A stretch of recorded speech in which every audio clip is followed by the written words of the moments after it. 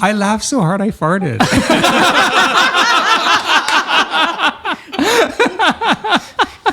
That's a critical success. That is better than a spit take. And Gavin, we've been recording, right? Yes. Yes. That is going at the beginning. Yeah, I laughed so hard at it. Yeah. So good. Hey, everybody, we got a special little short campaign going on today for the next 2 or 3, maybe 4 sessions if we push on. If we do what we normally do. Yeah, totally. Just completely off the rails. But he is our game master for the next little while, and I'll let Sean take it away. Thank you very much. And thank you, all the listeners, all 3 of you, for joining our little mini mystery as we step into the world of Vaesen. It's set in the late 1800s in the Canadian Southwest. This world is inhabited by creatures of myth and folklore that are known as Vaesen. Our players around the table become investigators with the unique ability to see and interact with these often invisible beings. And the timeline is sort of at the dawn of the Industrial Revolution, and as this encroaches on all of our wild spaces, the old ways are slowly forgotten, and our investigators must unravel the conflicts that often arise between humans and these creatures of lore. But before we meet our investigators, I've just got a few little shout-outs to do. The first one and person I want to thank is James over at the Vaesen Central Discord for pulling together these handy reference sheets that we're all going to be using today. Mm-hmm. They're great. They've kind of got everything that you need at a glance and a bunch of page references. So thank you very much, James. The other is Brian from the Spirits and Monsters of Old Seattle podcast. He helped share some combat tips and tricks that he's been using. So if you like the setting, feel free to go check them out and hop on the Vaesen Central Discord. And heck, while you're on Discord, why not go check out the Crit and Fumble one? You can access that by going to critandfumble.com, and you can see all of our lovely faces up there on the banner. It's got links to our Instagram, Discord, all of the socials, bios, podcasts, and it is very beautifully put together by Chris. Thanks, Chris. Thanks, Chris. Chris, you rock. And the Discord's a great place to, if you want community. We've got a lot of community stuff going on. So if you're into TTRPGs, great place to hang out. What? No, not those sort of TTs. Yeah, we got art stuff. It depends on the channel, really. I was going to say, we got creative writing. I didn't see that in the Discord. Gavin's favorite section. Yeah. Great. And while we're spreading love, I think Chelsea's got a special little shout out. There are things that lurk in the mind, shadows that whisper in the quiet hours, ghosts of old wounds, fears like frost creeping through the cracks. You tell yourself you're fine, you're strong, that the weight you carry is yours alone to bear. But even the hardest warriors, or the hardiest warriors, know that when the storm... They can be hard, too. that when the storm grows too fierce, you must seek shelter. In Nanaimo, there is one who understands the battle within. Dwayne Orser, clinical counselor. He is no sorcerer, no miracle worker, just a steady hand to guide you through the fog, a light in the endless winter. Whether you are hunted by the past or lost in the wilderness of your own thoughts, he will help you find your way home. Do not wait until the darkness swallows you whole. Seek him at www.dwayneorser.com before the cold takes hold. Thanks, Dwayne, for the snacks. Yeah, thanks, Dwayne. You know what we should do is we should have a sponsor section on our site if we don't already, so people can just go to Crit and Fumble and find the sponsors. That's a great sometimes idea. I find the domain names are hard to remember, but if you're listening to the podcast, you're like, oh, I know it's Crit and Fumble. They're hard for us to remember while we're reading them from the advert. that we have in front of us. Well, even if I'm listening to it, when I hear people, say domain names on the another podcast I'm listening to, I'll probably forget it, but I'll know the podcast, so I can be like, oh, I'm just going to look up the podcast, go to their sponsors section, and anyway. I love that. Just an idea. Get on it, Chris. I mean, please. I'll ask nicely. Perfect. Can we call him Little Spoon Chris from now on? Yes. Yes. Yeah. Forever. Because he likes being the little spoon. He does. Aww. Yes. He's the best. That's great. And I think we will roll into the theme music here in a second whilst Gavin gets ready, because I saw that he was not by his computer, and we go I totally wasn't. Here we go. We'll see you guys in a bit. Vaesen. Adventurers, grab your weapons. But first, kiss your kin. The wilds call, a timeless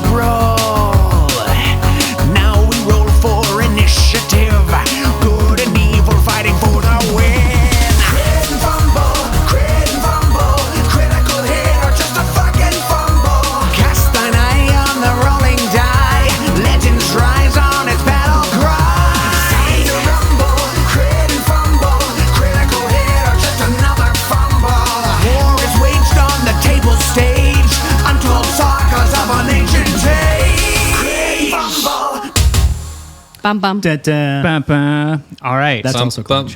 Before we get off in earnest, maybe we should do a little round table. We're getting off earnest? Yeah. That's could make it to the table That's the today. crow's Can I name. please make my character's name Ernest? I'm changing it. Ernest Ashford. All right. Ernest has bottom vibes, for sure. Well, speaking of, directly to my left, we have... Hey, everybody, it's Gavin. I am playing Percy Ashford, which I might refer to as Ernest. Maybe that's his middle name. It's Percy Ernest Ashford. That's what it is.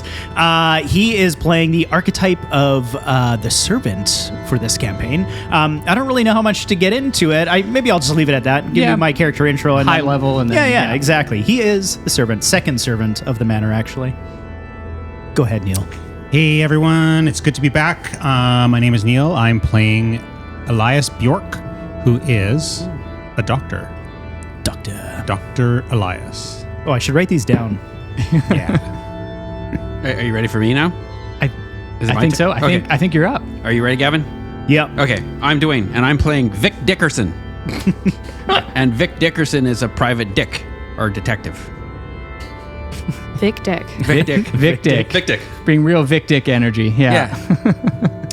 Sounds like a disease. I probably have an ointment for that. Yeah. Like Vic's paper. Oh, no. That would not. Oh. Little bit of vinegar in the eyes there, Vic. Partners well with ginger root. I am Russ, I'm pretty sure. I hope I am still. And I'm playing Sigmund Rand. And he likes danger and death, and he's an officer. Ooh. Yeah. There won't be any of that in this campaign, unfortunately. It's just love and joy. It's actually a book club. Oh, I'm good. I can't read. What kind of officer is he? Like an army, like a army. Yeah, Okay, yeah. he's on the ground, boots on the ground kind of Okay. guy. All right. Yeah. This is Chelsea, and I'm playing Madge Clark. She is the archetype of a hunter. Yeah. Great. I feel like the servant is so out of place. We got like hunters, officers, doctors. Person's just And the bag carrier. Yeah, exactly. He's got a tray of drinks and a teapot. He's the Coke mule. Yeah. Definitely bottom energy for sure. Yeah, 100%. Little spoon. Yeah. Oh, sorry, little spoon, Chris. So cute. No shame in the little spoon. No shame in the game. I also don't think all little spoons are bottoms. No. What was Vic again? What was his archetype? A dick. Investigator. A detective. A private detective. I got to get my Dwayne dictionary. out. Privates. Private dick. All right. And I think with that, let me paint you a word picture. It is the height of summer in the late 1800s in Victoria, the capital of British Columbia. It's bustling with activity. The population has recently boomed due to the Fraser River Gold Rush. This has attracted people from around the world, but more importantly, Vaesen from around the world as well. We find Elias Bjork tending to a patient in the sweltering heat. Neil, can you give a quick description of Elias as they tend to this patient? Well, Elias, first of all, noticeable, Elias is in a wheelchair.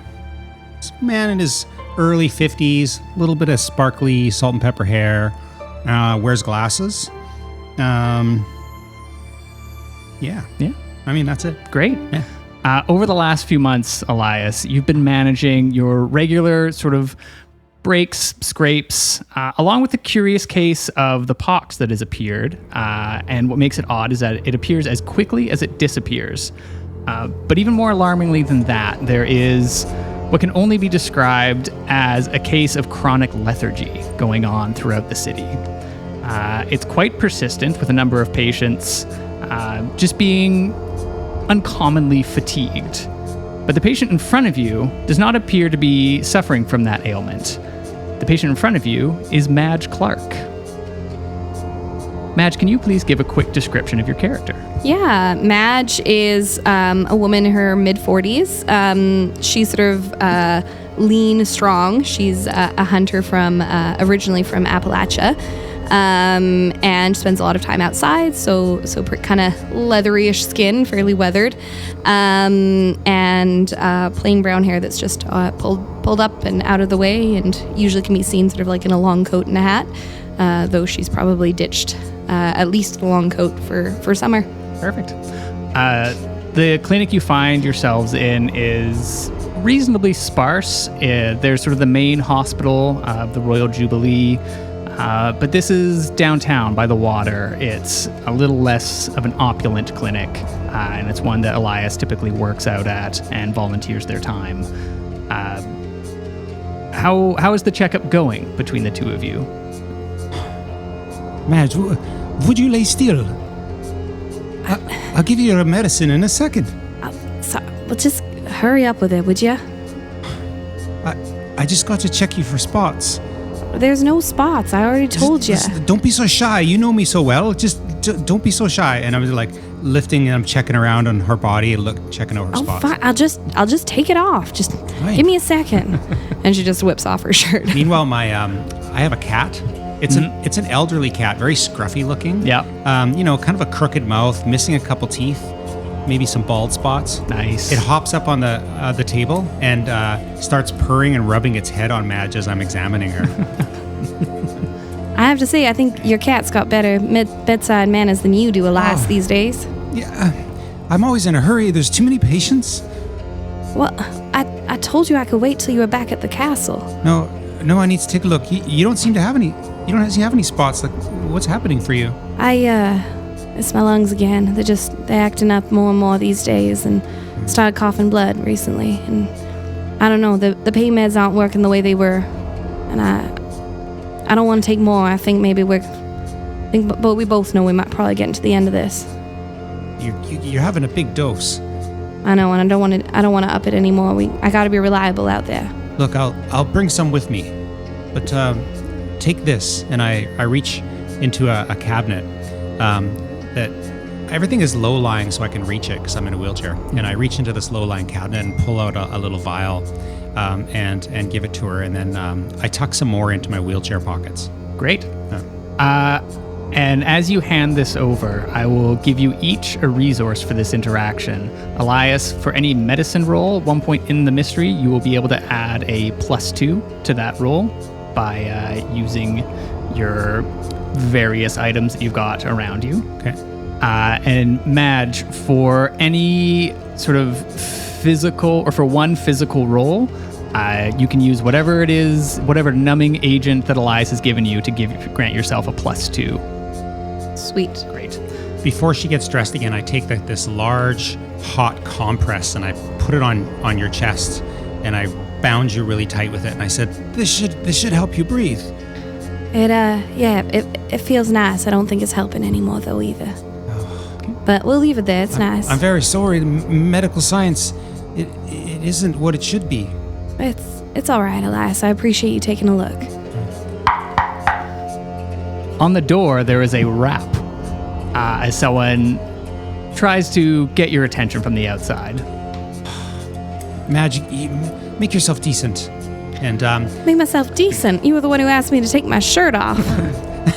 I'm very athletic in the wheelchair, shockingly. So I actually wheel backwards towards the door, spin in a 180, and flip the door open and say, "What is it?"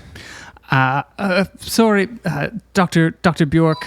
And you open the door, and there is an orderly that you've encountered. They volunteer at the clinic from time to time, but they typically work at the Jubilee. Something came in to the hospital, and it's peculiar. And I know, well, word around town is that you and some of your associates deal with things that are peculiar. And this orderly in particular, you would suspect has the sight, which is the ability to see Vaesen. That being said, the sight works differently in certain people. Others have it, but they don't necessarily know that they have it, and so their brain sees things or they can't quite rationalize what it is that they're seeing. Whereas some people without the sight might see a werewolf attacking somebody, but their brain just sees a wild dog doing it. Yeah. So you suspect that this orderly falls somewhere in the middle where they can kind of see things. They don't quite understand it, but they know something's off. And there was a body got brought in. Okay, show me the patient, Madge. I'll come with you. Yes, please. It's not here. I was attending at the Jubilee, and the constables they found a body down by the water, and they brought it into the morgue, and I didn't think anything particularly of it, but it was covered in this sort of pink sputum foam coming from the orifices, and nobody seemed to notice it. Nobody mentioned anything, and it was very strange and out of place. It's up at the hospital right now. They're up at the hospital. I hate working at the hospital. Fine. Madge, we need to go to the hospital. Of course, I can drive the cart. I'm going to grab a few things. Swabs, little test tube vials, things like that. Great. Do you let anyone else in the society know that there might be something afoot, or are you going to investigate a little further first? I can send my pigeon if you want. Yes, that would be helpful, I think. Just in case, just in case. Yeah. And yeah, she'll send her carrier pigeon up to the castle if that works. Great. Yep, that sounds perfect. And as the two of you prepare, we follow along the back of this pigeon as it lets out through downtown Victoria, flies over this Victorian landscape on the city. It's right on the water. There are sort of tall ships in the harbour, all kinds of sort of stone masonry in the sort of downtown core, and then it gets a little more sparse and a little more sparse, and eventually we see sort of the edge of the city, and it is a dense woodland, and there is a tall Scottish baronial manor of Craigdarroch Castle, newly built on top of the hill. And the pigeon flies and swoops in, and it gets to a window, and Percy Ashcroft, you are woken up by the sound of a pigeon hitting the window. I feel like... go ahead. Yeah, and a bird manically fluttering on the windowsill. I feel like Percy sits up in his bed and kind of just rubs his eyes, takes off his sleeping mask, and raises it and thinks to himself, and he's like, well, that can only be Miss Madge's bird. It wouldn't be the first time. Stands up, dusts himself off, and goes to the door. Yes, come in. Yes, good. Fine. I know. Stop. Get off my hand. Okay, good. Yeah, excellent. Just, he takes the piece of paper. He's like, okay, did you want to go outside? Outside. Yes, good. Okay, yeah, out of my room. Thank you. Good. Bye. Locks the door. Reads the paper. Yeah, the paper sort of explains what has just sort of occurred, that there's a potential case afoot. Oh my. Well, I suppose I should get some of my supplies together. Is there anybody else around here? Or? So within the manor, there is Sigmund Rund, as well as Algot Frick, who is the head sort of butler and kind of runs the day-to-day operations of the society. And so you would probably directly report to Algot. You're sort of his second. You're sort of being trained, I would say, to take Algot's position eventually. Yeah.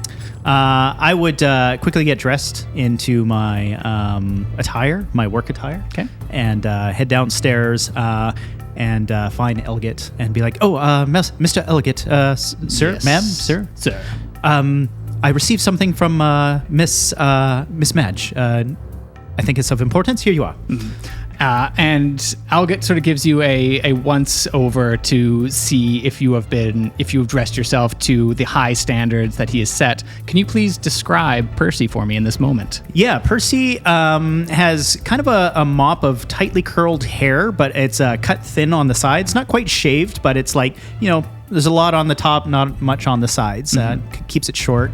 He's got really thick, like Coke bottle glasses. Can't see very well. He's always adjusting it and playing with them. And he's quite tall, but rather thin. Maybe broad, wide shoulders. And his pant length and shirt length are a little too short for him, but it was the best he could afford at his current pay. Yes. So you can see like a little bit of sock while he's walking. Not a ton. Like it doesn't look ridiculous, but it's definitely too short. Yeah. And same with like his cufflinks that go up way too high. For the most part, he keeps his suit well pressed, hanging by the door. His shoes shines. He's super proud to have made second servant of the manor. Wrote his mom and everything. So he takes his position very seriously. I think Algot does a couple of quick adjustments, sort of like straightens your tie a little bit. Thank you, sir. Yeah. The Argyle socks, I see. Well, one of my favorites, sir. This is acceptable. You were saying? Miss Madge sent her delightful bird as a message. Again, here, if you would like to review it. It sounds like something's happened at the morgue. Well, this could be interesting. I will go find Sigmund. If the police are involved and there is a body, perhaps we'll acquire Vic as well. Would you like me to find either of them, sir? I would. Are you busy? If you could dispatch yourself to go find Vic, that would be agreeable. Absolutely. I shall return shortly. Excellent. We will all convene here for tea. Did you want me to be preparing the tea, sir? No, you will get Vic. I will get Sigmund, and Thank I will you. get the tea sorted. All right. Percy turns and heads toward where he knows Vic would be. Great. We pan back to the pigeon as it's walking through the halls of Craigdarroch Castle. Craigdarroch is a peculiar castle in this world where sometimes you open one door and it'll lead to your bedroom, but then you walk in, you close it, and you reopen the door, and it doesn't actually open to the same location. There are rooms that are always being rediscovered or discovered. There is a certain magical quality to this headquarters of the society. Cool. But the pigeon continues circling down, and it gets to a door, and it pecks at the door. Sigmund Rund, you are in the firing hall, practicing your shots in the basement of Craigdarroch Castle. What is it that sort of motivates Sigmund to keep their skills sharp? Well, you never know what's going to happen any day that you're out there, especially dealing with Vaesen. You've got to be on point. He's a man of the military, so it's in his very DNA to practice and practice and practice every day till he's perfect. Nice. And with each shot that you put down the line, it is all center mass on the targets. But with each shot, you are sort of drawn back to the day that you acquired the site, the day that you lost your regiment. What was the landscape like during that day? Was it sort of like in a desert? Was it in a forest? Yeah, I do believe we were, at the time, in the continent of Africa with the Imperial Army. And you flash back and you see visions of this large creature sort of rending asunder your regiment, and you throw lead down, and your vision flashes back to that, the red blood and red coats mixing together. And it is the tap, tap, tap, tap, tap, tap that sort of pulls you out of it for a second at the door. What is going on out there? You open the door, and your pigeon is there. Oh, my pigeon's back. Oh, my God. Where have you been? And I just scoop him up gently because I'm really gentle with what I assume is my pet pigeon that wants to hang out with me all the time unless I send it away. Yeah. And there has been a note that was put in its little carrier pigeon messenger bag. Adorable. I really hope it has a hat. A little flat cap. Yeah. Can someone Peaky please draw that? blinders. Please draw that. I know who that someone is. And coming down the hallway shortly behind is Algot. Sigmund. Yes, sir. There appears to be, and he comes up to you and like also kind of like adjusts some of your uniform a little bit to straighten it out. Sir, I think I can do that. Of course, sorry, old habits. Naturally. It looks to be that there is a mission afoot, No, excellent. and there could be some foul play involved. Well, no more lollygagging. Let's get about it. All right, there'll be a little bit of lollygagging. I have sent Percy out God, to go okay. get Vic. Right. Yes, Okay. Well, let me know when we're ready, and I'll be ready to go. glad to hear it. Percy, you hustle downtown. There are sort of horses and carriages and buggies all about. Unfortunately, Madge took the carriage with her downtown, so you're stuck being on foot. Classic It is Madge. swelteringly hot. He's in his full like button up and everything. And I feel like he's running but trying not to sweat too much. So he's like doing like sort of like the shuffle run, you know? A bit of a speed walk, as it were. Exactly, yeah. Love it. And you make it downtown within like a reasonable, 30, 45 minutes.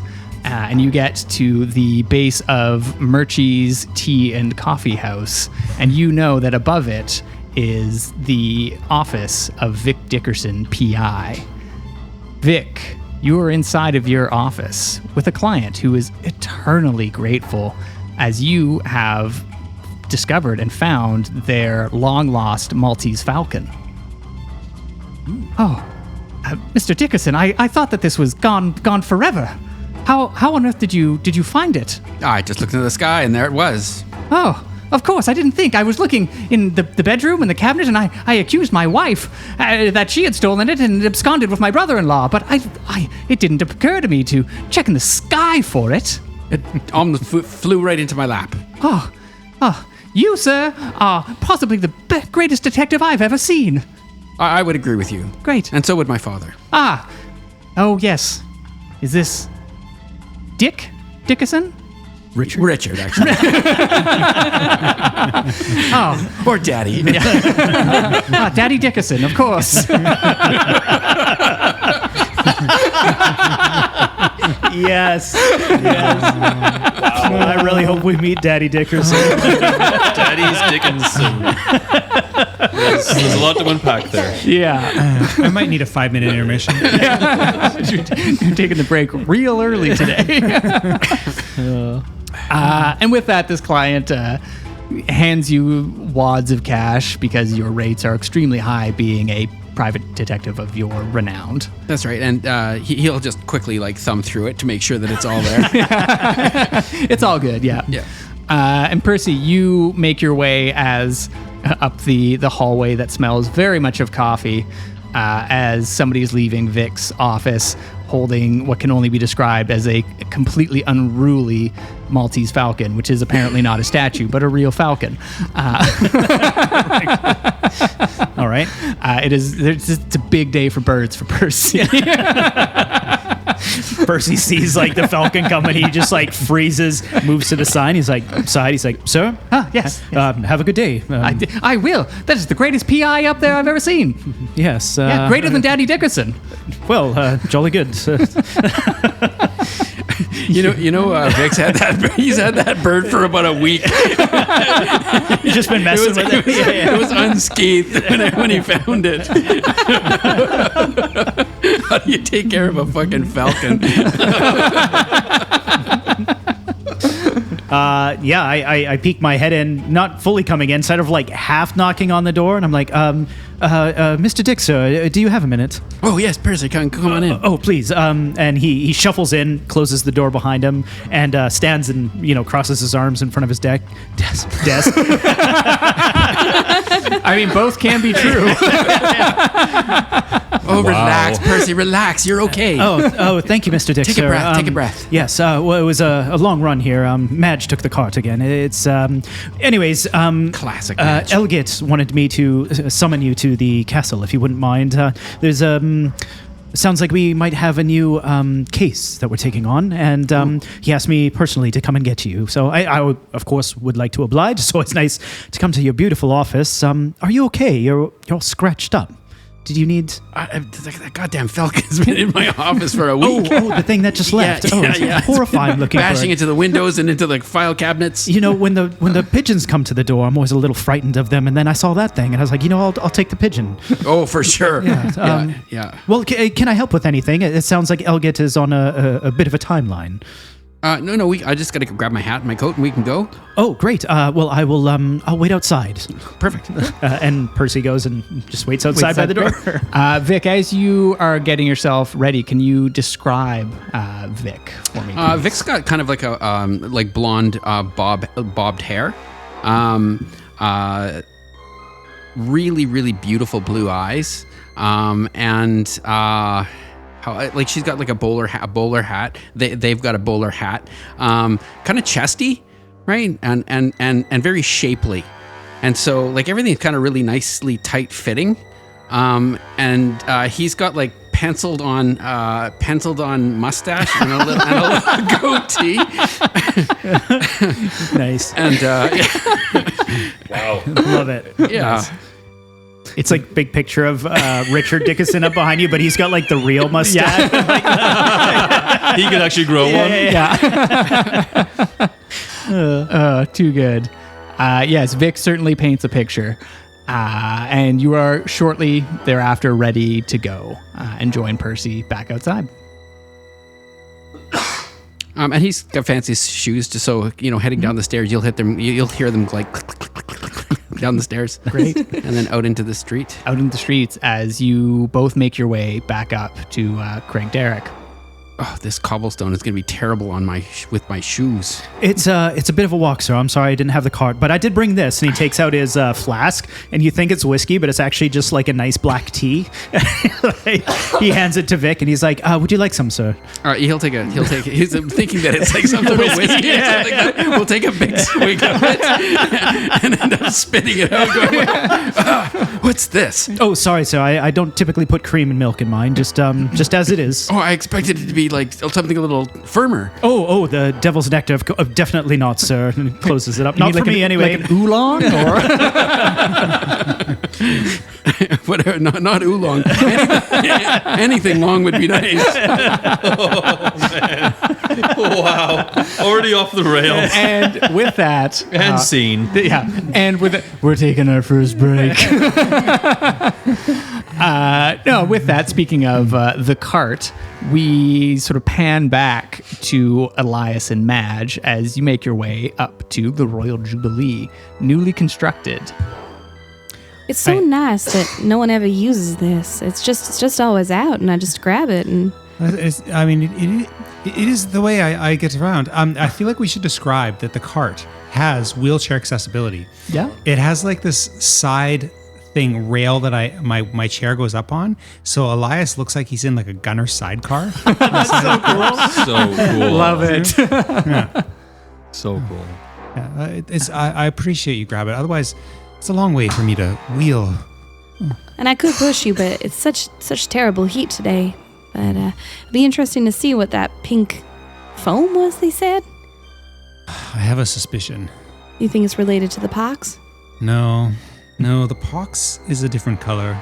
Kind of a weird green. Ugh. Yeah. Gross. And with that, you pull up to the hospital. You park the coach, as it were. There's accessibility parking right up front for you. You put your little tag on the front of the cart so it doesn't get towed away. Progressive city. Yeah, absolutely. Yeah, Victoria in the 1800s, absolutely. And you make your way in. I guess Elias doesn't have a whole... Would Elias have any connections? Elias would know. I mean, Victoria back then would have been a small city, right? So Yeah. Elias would know the medical community, but Elias doesn't like practicing in the hospital anymore. So I feel like they know who he is. Yep. But he often doesn't come here. Yeah, reasonably respected within the community.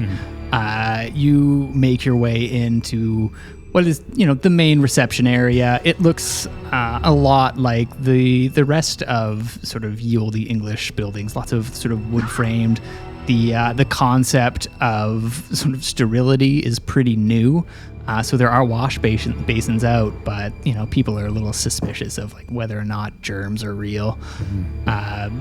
But it's a reasonably sterile environment, and a nurse greets you at the front. Dr. Bjork, what can I assist you with? Oh, well, I'm going to need to go to the morgue. Oh, has someone passed? Many people, I'm assuming. Oh, daily, yes. Yes. Yeah. We were summoned to come and look at a patient that died of suspicious means. Oh, by the mortician or the constabulary? The mortician. Can Elias roll me a manipulation check, please? Ooh, first roll. All right. So first roll. So manipulation. Yeah. You're going to have that under your skills. Yeah. And so you're going to add that number plus your empathy score. All right. And you're looking for a 6, just a single success. So he rolls a number of d6s equal to these numbers, right? Correct. So like if he has like a 2 and a 3, he rolls like 5 total d6s. Yeah, exactly. And he's looking for a 6. And you can add a +1 because Madge is there as well. In case Oof, that's good because I rolled a 5. you rolled a 5, no 6s. So I rolled 2 5s.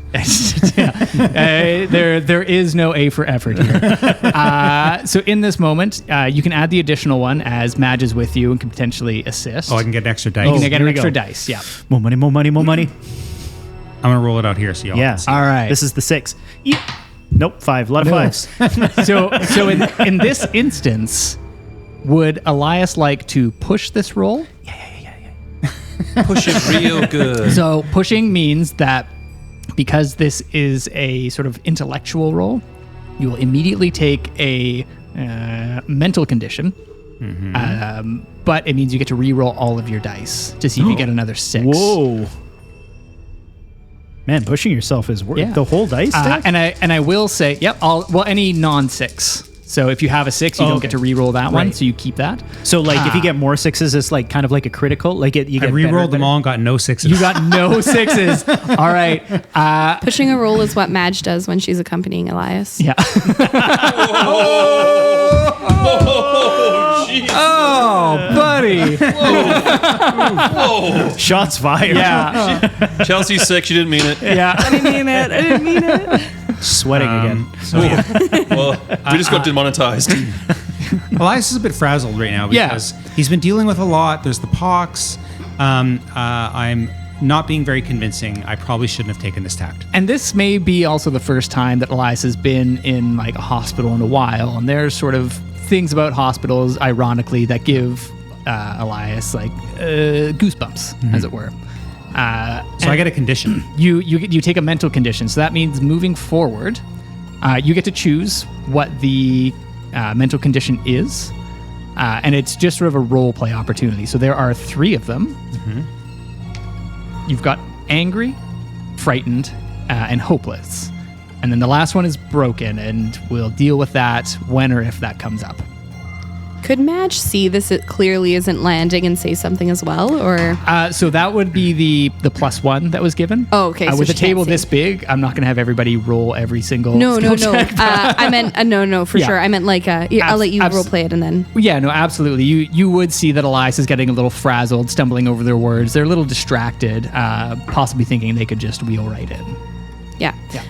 I think what the doctor meant was an assistant from the mortuary came down to fetch us.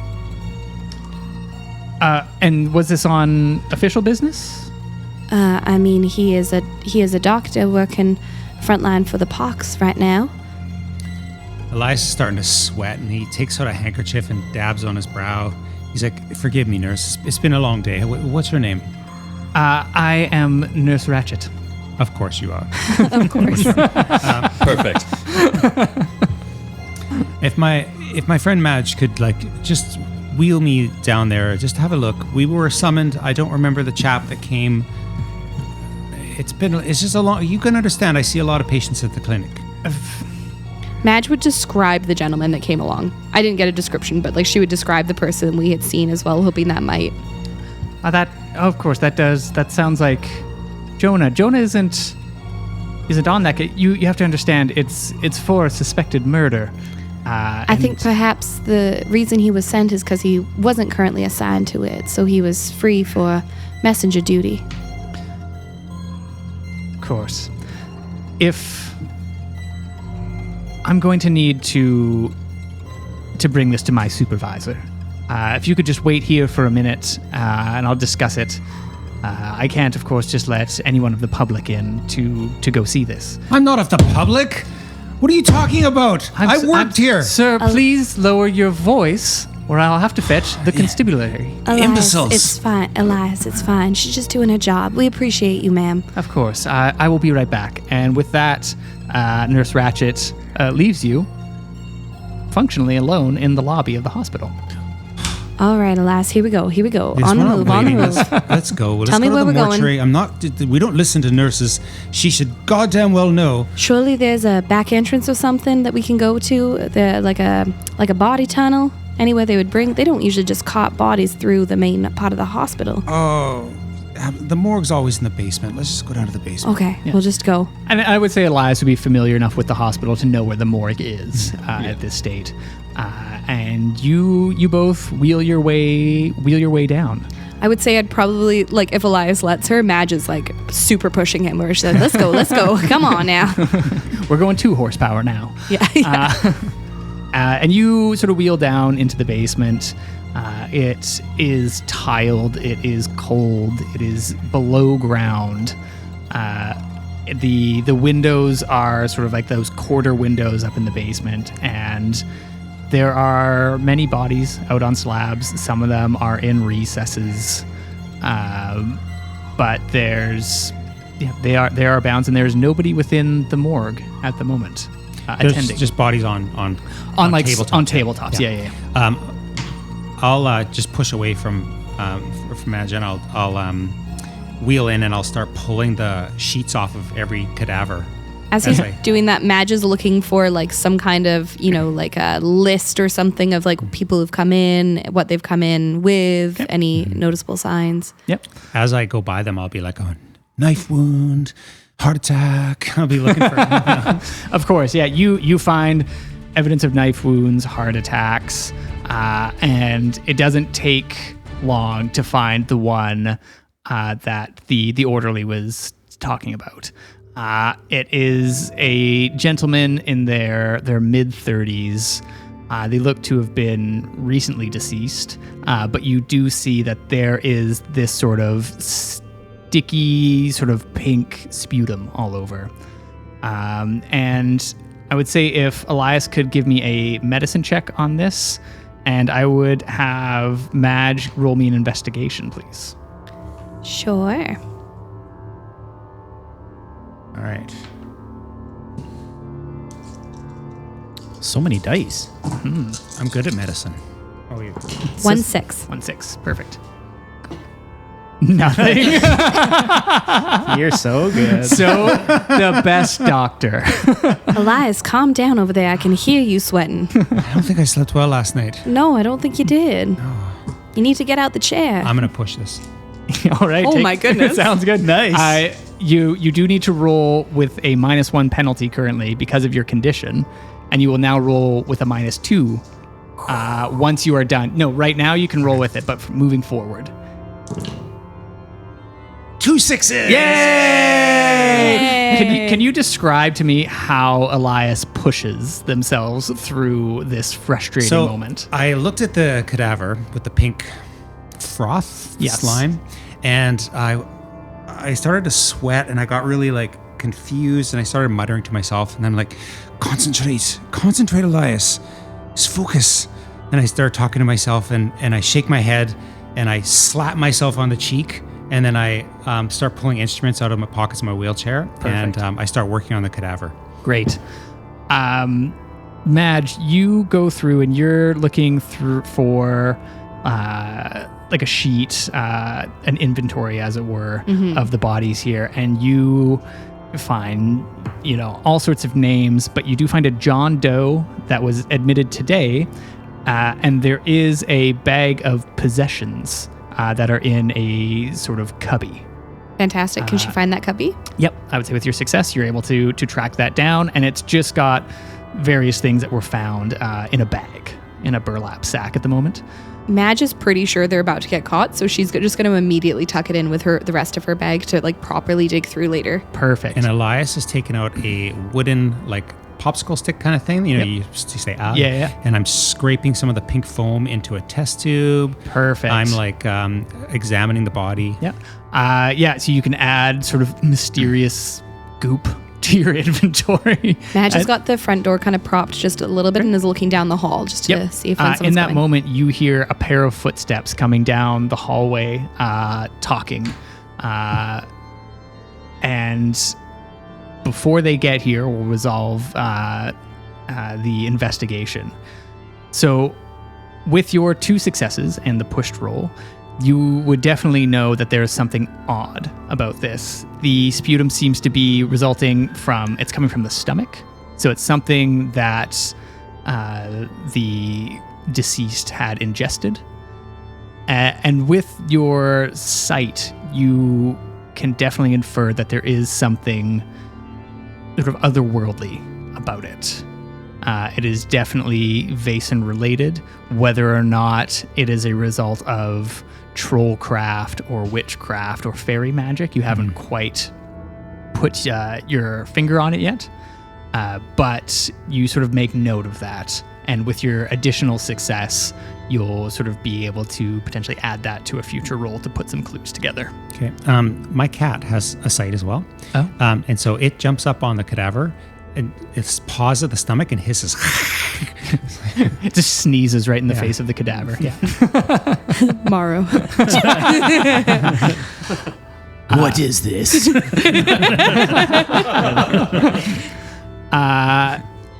And with that, the voices are getting closer. They're functionally right outside the door. And can Madge tell, is it Ratchet?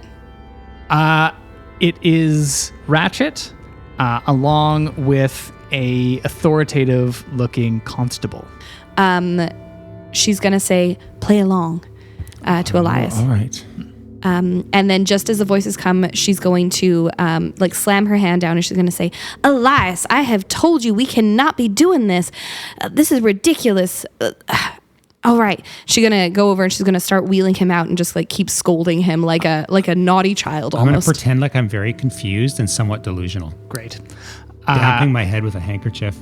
I think you're sickly or something. This is ridiculous, Elias. And she's going to effectively just use his chair to slam the doors open and the entire time just scolding him. Perfect. Can you roll me a manipulation? Yeah, sure. And I'm going to give you, a +1 for Elias's assistance in this. Not my best. Nothing. No Would you success. like to push I would like to this push it. roll? I'd like to push it. Oh, wait, I was 2 and I only rolled, I didn't add the +1. Sorry. All right, let's find out. Never mind. I'll push it anyway. All right. 1 success. Yes. 1 success. And I will take, I take it mental because it's. You do. And I think the sort of mixed success component of this is you're a little too quick to get stopped by the orderly and the sergeant. But you hear the orderly go, Sergeant Bradford, I believe that's... And he clocks your faces, but you are gone before he can stop you. But there is a constable out there who perhaps you have raised a red flag with, associated with this murder investigation. And fairly quickly, you make your way back to Craigdarroch Castle. You get out of the hospital with relative ease, and the rest of the society members are all there in the parlor with a nice oolong tea served by Percy Ashford and Algot Frick. Percy also made cucumber sandwiches. Of course, Took the crust off. Oh, lovely. I'm hungry now. Madge, do you mind talking with everybody? And I'll be right back. And Elias is going to quickly wheel through the room without so much as saying hello to anybody. Yep. And head down to the clinic in the Craigdare Castle. Great. The castle and Elias have a very amicable relationship. Elias knows that he can kind of go through any doorway and it'll lead to the room that he needs it to. Ooh. And so Elias has access to all 4 floors by just entering in at one door, getting out, and it'll be on the 4th floor. That's or whatever. accessibility, Yeah. baby. Hell yeah. We need more of that. Yeah. So yeah, you pop in to just sort of the closest door, and it sort of punts you out into the basement with the clinic. Okay. Is there anything Elias is doing in the clinic, or just sort of preparing? And Yeah, I'm starting to work on my sample of the pink sludge. Okay, perfect. I'm trying to figure out what it is and All right. muttering to myself. I put on a record.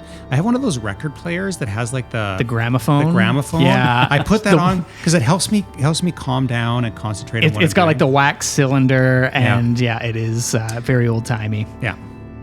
So yeah, back up in the parlor, you're all enjoying. Some of you are enjoying your oolongs and cucumber sandwiches. Others may have a stiff brandy. As Way better. yeah, and Madge enters into the room. Percy, a gin, if you wouldn't mind. Oh, yes, of course, Miss Madge.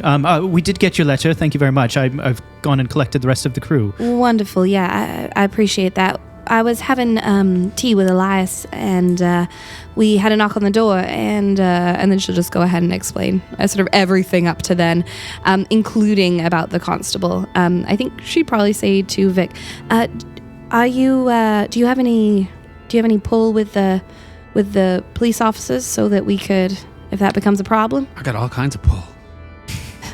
Fantastic. Felt like some strong, heavy-handed double meaning there, but I'll leave it to you. Okay. What was his name again? I don't have a name. I'm just You would have caught Sergeant Bradford. Sergeant Bradford. As you were passing by. Bradford, you say? Okay. Yeah. Thanks, Miss sir. Madge, your gin. It's an Empress gin, purple. Ooh. Thank you very much. Truly, you could just give me the cheap shit, Percy. Oh, There's no need to be a hassle. I actually do think this is the cheapest one we have in the castle. It's Oh, wow. actually before the Empress was built in James Bay. This is actually the Empress brothel that predated it. Oh, phenomenal. That's exactly. Oh, there's glitter in this. It's very fancy. Please tell me in the real world there was an Empress brothel before you. I mean, somewhere No, probably. yeah. There is somewhere. Oh, I wish that would have been such a good history poll. that would have been good. Vic, can you give me a learning check, please? A learning check? Okay. Yeah, please. So, again, I just need to know. So, Yep. with my logic, it says that I have 5 with logic. Yep. So, that's 5 dice. That's 5 dice. And And then, yep, go ahead. And then with the learning part, then it says another 5 dice. Is that, am I rolling 10 or am Yeah. I just rolling? Wow. Yeah. That's a lot of dice. I don't know if my dainty little hands can. I mean, I've seen you whip a D20 across the room and you only have 1, so I'm actually a little concerned that this scattergun approach. Neil, sit back. That's just when I rage. when my I'm gonna hide behind my Gavin. dice don't go my way. Oh, look at all those 6s. Well, I see 2 for sure. Yeah. Oh, 3. Wow. 3. Okay, I'll take 3 Dark. 6s. I learned something. You learned something. You learned that Sergeant Bradford is sort of a new transplant to Victoria, and it's definitely very much buttoned up on the straight and narrow. He's sort of out to sort of prove himself on the force, and has probably run into Vic a few times, and you would get a suspicion that he's not particularly fond of Vic because of the amount of times that Vic has sort of one-upped the local police department with investigations. And so there's a little bit of ire there, you would suspect. Okay. Yeah. And with the additional successes, I will give you a, what's the word here? An advantage.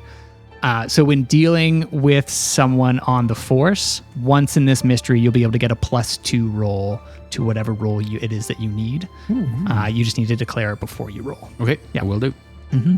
And I should also say I didn't give Sigmund or Percy advantages. Sigmund, for any sort of ranged combat roll once per mystery, I'll give you an advantage of adding a +2 bonus to that because you sharpened up your marksman skills. And then for Percy, there's going to be any sort of resourcing or sort of equipment, or if there's like an item that you might need in any circumstance, I will allow Percy for any item of sort of like a resource 2 or lower that you just sort of have it on you. So that was a +1 to rifle, you said? There'll be one roll that you'll be able to have +2. +2? Yeah.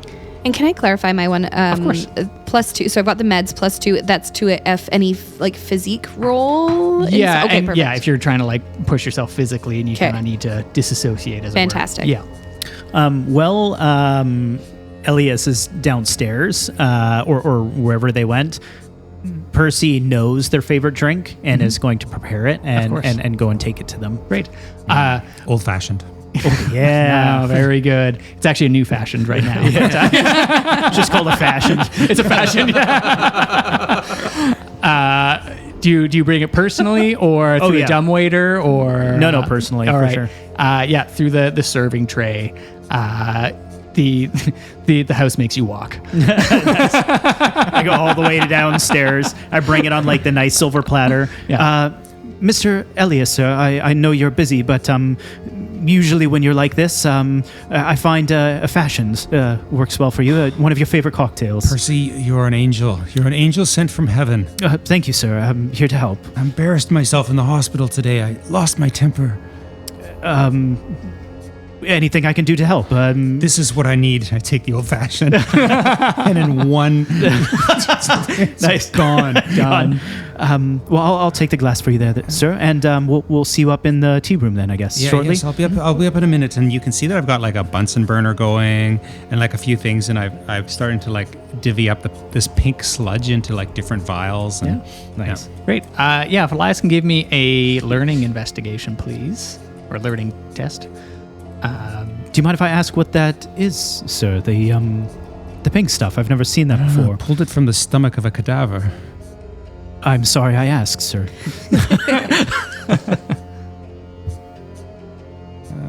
Logic. Fuck me.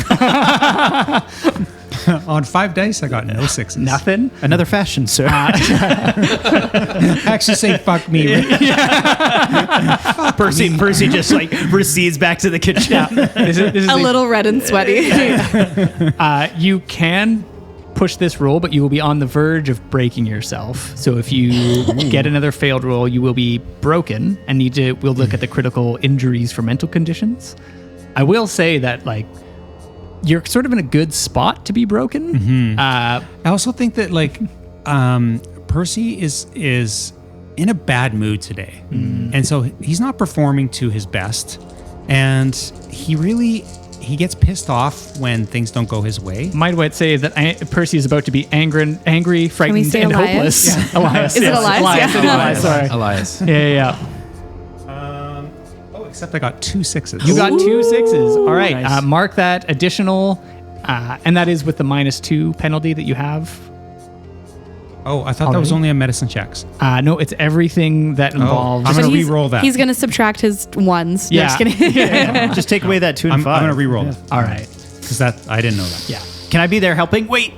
You can add one, and absolutely the fashion that you were Yeah, provided. Fuck me. Okay. How many times have I said fuck since I've been back on this podcast? Several. Yeah. No. Yeah, more than one and plenty more to come. I'm starting to write down conditions for you at this Yeah, point. yeah. This guy's fucked. So I'm broken. You are broken, and you've kind of like burned or you're not broken yet. Sorry. So one more failure, and you will be broken. Okay. So you're still functioning, but yeah, you have sort of pushed yourself. And Percy, you see Elias is frazzled and just getting frustrated, and their motions are just getting a little too quick, and the vial over the Bunsen burner just burns to a caustic sort of brew. Can you actually give me a learning check as well, please? Oh, sure. Percy? He's gonna like attempt to like help or something. Yeah, it's just sort of like natural insight that Percy would have with his position. Learning logic. I only have 3. All right, here we go. Nope. Nothing? 1 and then a 2. It just smells like burning in the kitchen. Is it supposed to do that, sir? Of course it's not. Of course it's not. And I actually take the one that's kind of burnt, because I have several samples, but I take the one that's burnt and I smash it off the Bunsen burner and it splatters against the wall. Percy immediately starts cleaning. And then back up in the parlor, the 3 of you, Vic, Sigmund, and Madge, are all sort of, and Algot as well, are all standing around this burlap sack. And there is a tag attached to it, and it says, John Doe, found on the shores below the customs house. So you have the site of where the body was found around there, and then underneath, personal possessions. And Madge is going to start opening the possessions and stuff and taking a good dig through. Great. Can I just ask a question? Like, Absolutely. so we were supposed to pick equipment, right? And so, how many pieces of equipment are we supposed to have? Let's actually, you know what? Let's take a quick break now. And we can kind of go through the equipment because there are bonuses associated with that, and I forgot to do that. So let's take a quick break and have a snack. We'll be right back, All right. everybody. Hey, Woo, Curtain Fumble.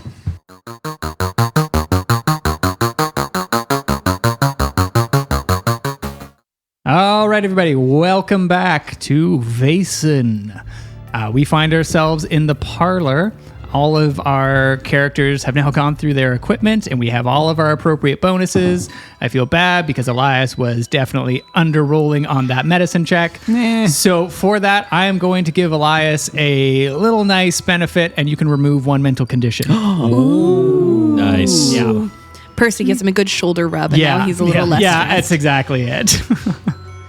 Those new fashions were really hitting the spot. But like Percy has man hands, and they just like it. He's trying to relax you, but it's not working. It's definitely one of those massages that's just like too rough. Like you said, you're like, oh no, this wasn't massage therapy. I was hoping for good. No, okay, I guess we're sitting in the knot. All right, and up top we've got Vic, Sigmund, and Madge and Algot. You are all sitting around. You've finished your cucumber sandwiches. There is a very peaceful pigeon hanging out. Yeah. And- What have you named your pigeon? 3, 2, 1, and we'll do it the same name. Okay. 3, 2, 1. Vernon. Watch Pirates of the Lost Fleet, everybody, to get those references. Madge, you open up this bag. You now have the murder site, or the sort of where the body was discovered, on the shores below the customs house. Yeah. Inside, you find some fairly nice looking clothes. It's definitely of someone who is at the very least middle class. You find this sort of sticky, dried pink stuff all over it. At least all of down the chest of it, as if someone had sort of like it had come out of their mouth the whole way. It's relatively dirty from having been on the shore. And you check the pockets, and inside you find a sort of piece of legal pad with a series of codes within it. Those codes are going to come to me shortly, but before we get to that, you also find like a waxed piece of paper that is purple, as if, and it has been folded as if to hold some sort of food or something. Can she smell the pink stuff? Yeah, it smells quite sweet, almost like sugary in a way. And that in its own right is peculiar. Can she smell the waxed paper? Yeah, Does it smell the same? it does. Does it look like a candy wrapper, or does it look like a cupcake box, or like a... It's probably closer to like an old-timey candy wrapper, I would say. I think whatever's all over the front of... I was looking at Elias, but Elias isn't here. I think whatever's all over the front of him and his shirt was whatever this is. And she's going to kind of wave around the wrapper, and then I think she's going to put it down, because now she's a little Suspect leery of it. about it. Very reasonable. Is there any like residue of the pink thing on the wrapper? Give me a observation check, please. Oh, good. Oh, a 6. 6. Great.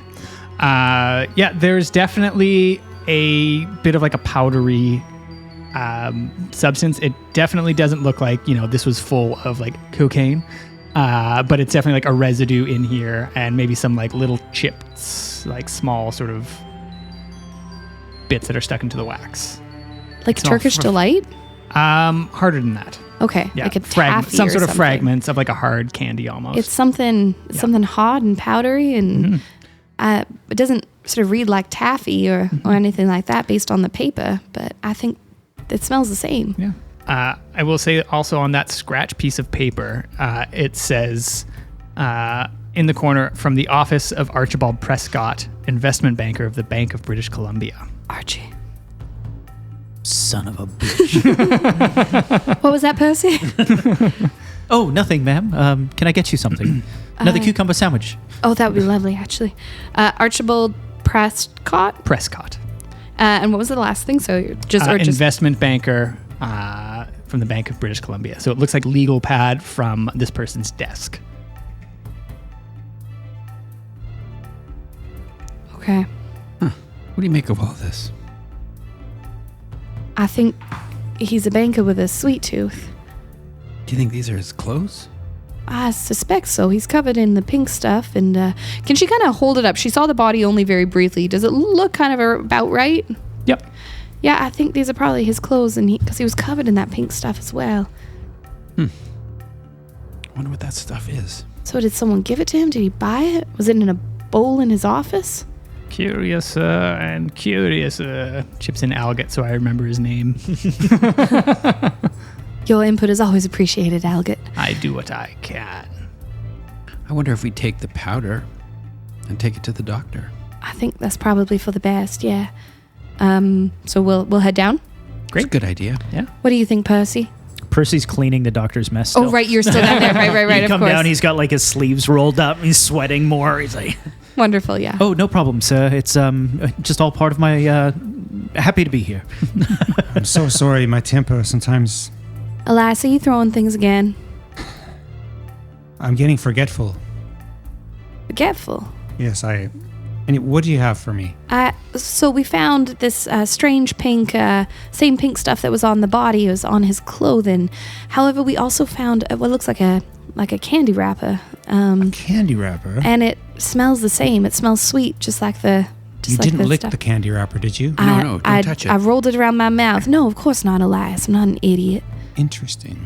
But it's got a powder and shards and. Yeah. This makes sense because the froth was coming out of his stomach. It could be something he ate. Do you have the wrapper? I have the wrapper here, yeah. And we have a little bit of information. Sorry, did we get that code or no? Sorry. Yeah, it is a number of codes. Okay. They are just a series of numbers and letters. It is a... Just in case it's related. Yeah, right. Da, da, da, da, da, da, da. They have written them down very vaguely, but not the specifics. And I don't know which note file that I've put them in that are the specific ones. I've been there. We can continue as you're doing this. We'll come back to it. And there was ABC1, a 2, 3. code, Yeah. but we'll come back to that in a moment. Actually, but I will have somebody who's probably the most studious or curious about it give me a learning check. I would love to I do would call that. that Vic. Yeah, he's a Yeah. Definitely not me. And you can add a +3 bonus for everyone kind of being around trying to help you out. So I got 13 dice that I'm going to roll. Heck yeah. Probably going to get a 6 out of that. Percy's definitely helping. He's like pointing at the wrapper. Look, sir. I think it's connected to the pad. 1 6, 2 6s, 2 6s. You would recognize these series of letters. There seems to be 1, 2, 3, 4, 5, 6, 7 different entries. And they are this newfangled thing called the Dewey Decimal System. And the only place in town that you know that has adopted this newfangled Library. based out of the Customs House. So the Customs House is where sort of all goods and sort of paperwork for immigration come through the harbour, and they are also currently acting as the archives as the library is under construction. Librarians can't be trusted. Sorry, I just said it because Yeah, sure. I get it. Yeah. Well, I don't know. I think we're gonna have to go and have a look at get to the library and see if we can. The cut down to the customs house and everything. Perhaps let's get Elias to take a look at this. Let's have Elias take a look at this candy wrapper. Yeah, well, he can look at the powder. Yeah. Yeah. I'll take the wrapper, and first I'll put it under something you don't see me use very often, a microscope. Okay. And then I'm gonna try and take samples from the wrapper. Things like I'm trying to, just suss out what the candy or a substance on it is. Elias, could you just leave a little bit of powder in the shards? I want to test something when you're done. I'll actually take the wrapper and I'll cut it in half and return half of it to. Great. You sort of divvy up whatever sort of meager amounts of candy are left over, or sort of substance, as it were. And I will have each of you give me a learning check, and it can have that +3 advantage. For all of us? It would be for Elias and Madge, who are okay. sort of performing the experiments, as it were. I'm sorry, this would be learning, you said? Correct. Oh, not good at learning. Or if you let me know what you're doing and we can assess. I got 2 6s. 2 6s? Great. Madge wants to know, she's going to tear her one in two, and she is going to spit on one half. Okay. And the other half, she's going to say, do you have anything that would imitate stomach acid? Of course I do. And then she would try and sort of mix with that. I want to see, there's poisons you can get. You want to see if it turns to a pink froth. I want to see that, if it reacts to the... Brilliant, Madge. I have my moments. I'm going to take, I'm going to wheel over to an ice box, pull out something, and I'll be like, this will work. Yeah. And I'll give it to you to pull. Fantastic. Okay.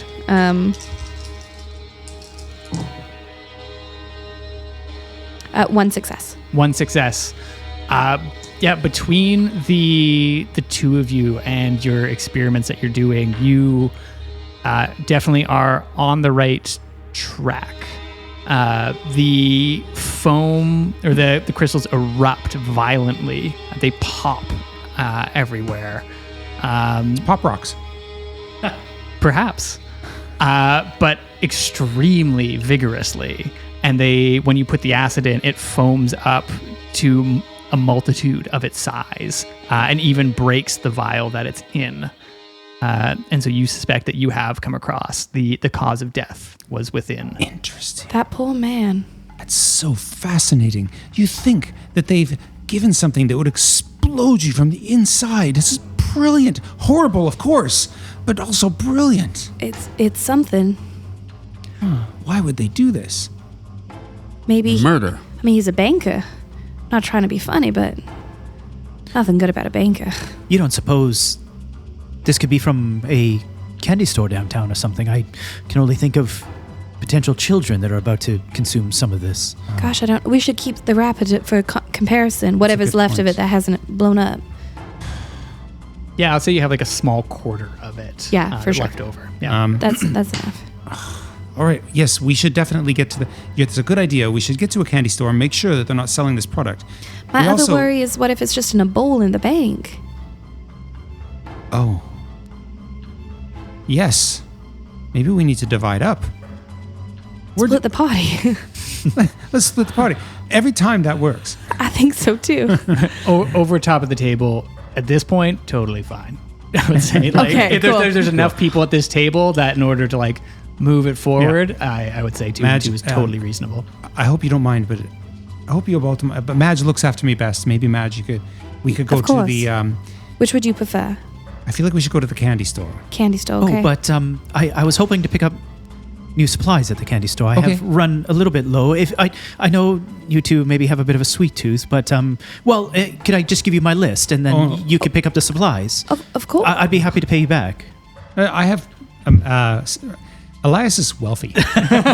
We're more than it's- happy to do that it's for you, no Percy. problem. Oh, please, it's part of my house duties. But he like fumbles, opens up his notebook, and like tears out a little page, very very carefully, like it's important, and like folds it up gently and gives it to Elias. Mr. Elias, if you wouldn't mind, just make sure everything on that list. You're a good man. I'm sorry for my temper earlier.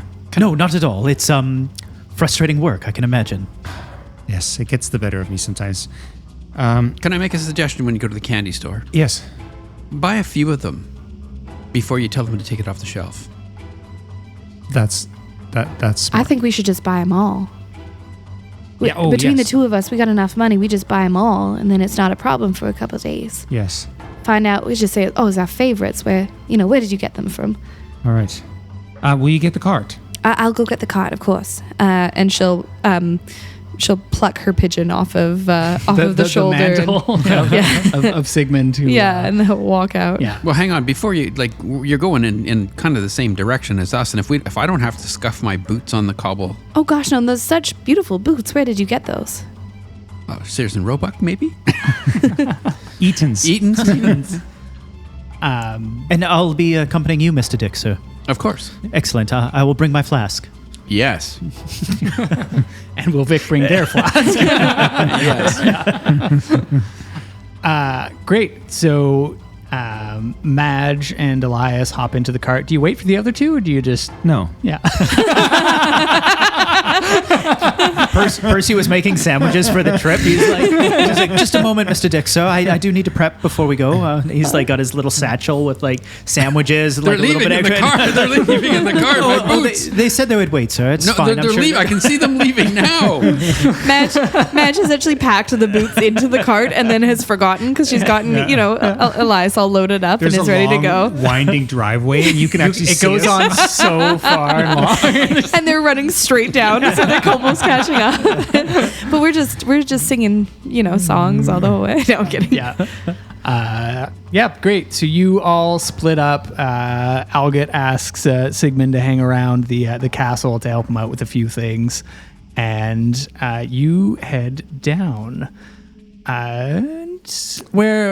Percy and Vic, you're walking down. It's getting on to be sort of mid-afternoon, getting on close to evening.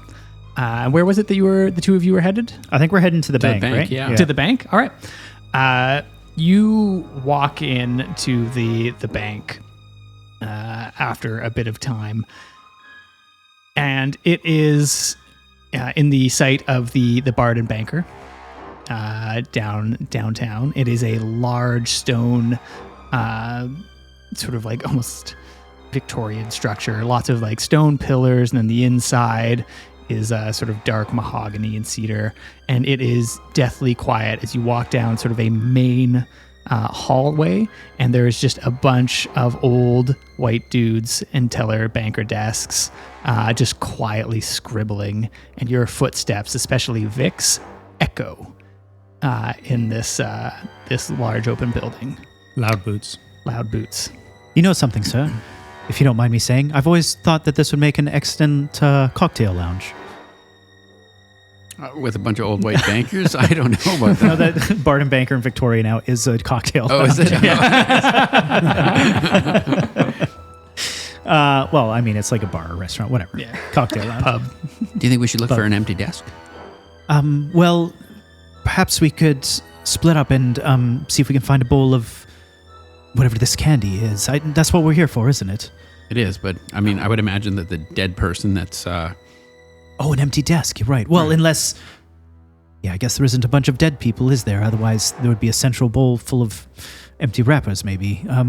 Okay, do you want me to make a distraction? I could ask for them for something. Be demanding. Oh, okay. Yes, sir. You know what you've been on the receiving end of that. Yes, sir. So you know what demanding looks like.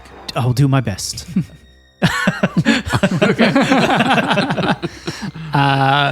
Yeah. What does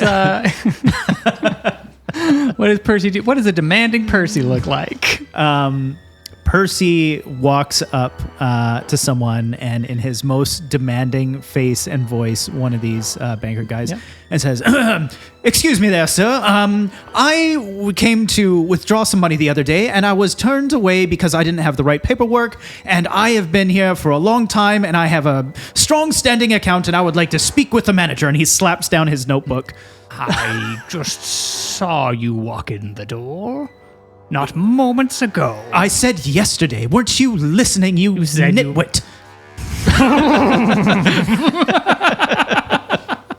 Percy's like starts dabbing his forehead.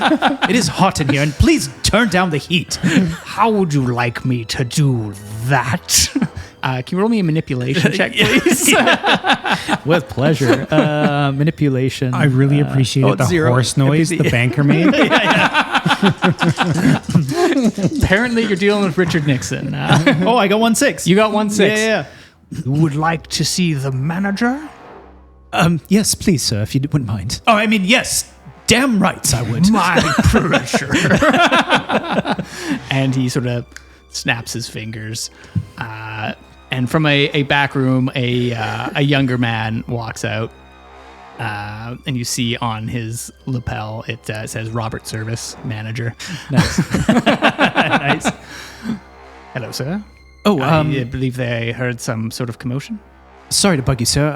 If you wouldn't mind, could we have a bit of a private discussion? Absolutely, of course. I have to say that I really enjoy your mannerisms and your politeness. You seem to be thank very you so much. professional. Yes. And look, you are very well dressed. You as well. Very dapper. Yeah. Where did you get your tie? It's lovely. Yeah, it's fantastic. I got it down at the Hudson's Bay Company because it's the only company in town, apparently. Yes, well, I mean, mine was handed down to me. I couldn't afford the Hudson Bay if I tried. But anyways, it doesn't matter. Of course, yes.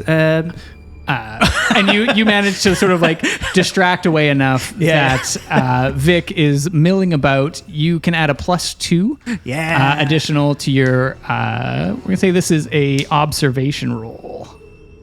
So observation, I have 2, and then that's under empathy, which is 3. Yep. So that's, you get 7 dice in total. Because you're functionally, you're rolling look, right? That's what you're after? Sure. I'm just wondering if I can use my eagle eyes to sort of see if I can find an empty desk in these long hallways. I'll allow it. Ooh. Hawk eyes. Yes. Not hawk. I know. Falcon. Falcon eyes. Falcon eyes. I have 2 6s. 2 Nice, 6s. You do find an empty desk that has a candy bowl, but the candies that are in there are just regular sort of like soft licorices. Mm-hmm. So they don't match up to what was in the waxed package. Okay. But you do find a name tag here, and it says Archibald Prescott, investment banker. Okay. Okay. Can I start rifling through, like, just quietly, stealthily, going through his desk? Yes. Could you roll me a stealth check, please? Awesome. Can I use my lockpick? There is, in fact, a locked drawer in this desk. Hell yeah. What a coincidence. What a coincidence. All right, so again, that is I'm using logic, so that'll be is that right? Five dice for that, and then stealth. My stealth is where? So I get Sort of like in the middle of your skills. Two dice for the stealth, and then my lockpick is 1. Okay, I'm rolling another mitt full of dice a here. mitt full of dice. I feel like he rolls a lot more dice than me. I feel like Dwayne's cheating. I got 3 sixes. He's playing to his strengths, which we haven't done yet. 3 6s. This is your game, Dwayne. I don't have any strengths. You hear Percy and Robert in the other room, and they are just getting along famously. There is laughter and just like clearly they've hit a commonality in their personalities, and you wait for a moment of uproarious laughter, and then you click open the desk, and inside of it there is a portfolio of different investment opportunities and inquiries from or that have gone across Archibald's desk. As well as on the top of it, with the additional successes, you do find Archibald's calendar. You can either sort of stick around here to rifle through, which may get the attention of some other people. I'm just going to steal them. All right. You, with those 3 successes, you're able to kind of pocket what you think is the relevant information. Okay. And then do you get Percy's attention as you're on your way out, or you just leave him to hang? I would probably just. I'm assuming there's a sitting area. Yep. I will go and be in the sitting area, and I will start to cough loudly. Percy will be like, "Oh, I'm sorry. I actually just realized something. Silly me. This is the Bard and Banker, isn't it?" No, it's the Bank of British Columbia, but that does sound like a great name for a future pub. I thought you said Bard and Banker when we came in. It is now currently in our timeline, the Bard and Banker. Oh, okay. It sits in the same place. Oh, okay. And he's like, I am actually a bit of a bard myself. I write poetry on the sides. Well, I feel like I've come into the wrong establishment. I meant the other bank down the road. Silly me. I too much black tea for today. The oolong will go right to your head. There's someone out there with a terrible cough. Oh, it's a friend of mine. Feel free to, if you must go, but feel free to come back. We'll talk about that investment opportunity. Do you have a card? Yes, of course. Robert Service. Oh, thank you. Yeah. Just Percy. Ashford. Pleasure to meet you. And this will come into play later on, but you now have a banker as far as a connection. Nice. And that'll go under the castle people. Nice. It is a type of person. Don't forget about the Bitcoin investments, the bits of coin left over at the printing press. Oh, yes. Of course. Yeah, Yes. I've heard a good but somewhat questionable investment opportunity. No, trust me, they'll round up and it'll all work out. And you leave the Bank of British Columbia. I go to Dick. Mr. Dick, sir, we can go. Yes, excellent. Sorry for the delay. No problem. Lovely chap. Great tie. It looks like you're having a field day out in there. Yes. It was lovely. Great. Okay. And we move on to Madge and Elias. Can I tell you something terribly embarrassing I've just realized? What's that? I've got new sets of dice, and I've been rolling one of my D6 as a D4. I just noticed. Anyway. No, it's one of them newfangled D4s that ain't a pyramid, though. Yeah, so, well, that's why I was like, yeah. oh, it's a D6. It's not a D6. No. Anyway, it was unrelated. That's fair. It was absolutely worth seeing. I've done that lots. Yeah. Yours are still triangles, though. Yeah. Dwayne is actually rolling like D20s. He's like, I keep getting above 6. Oh, weird. I have a 7. Yeah. Great. So, Elias and Madge, you go downtown and you know of 2 candy shops in town. There's one. It is the Old Town Delicatessens. It is sort of a staple, but there is also within the last 3 weeks, a new one has opened up called Roger's Chocolates.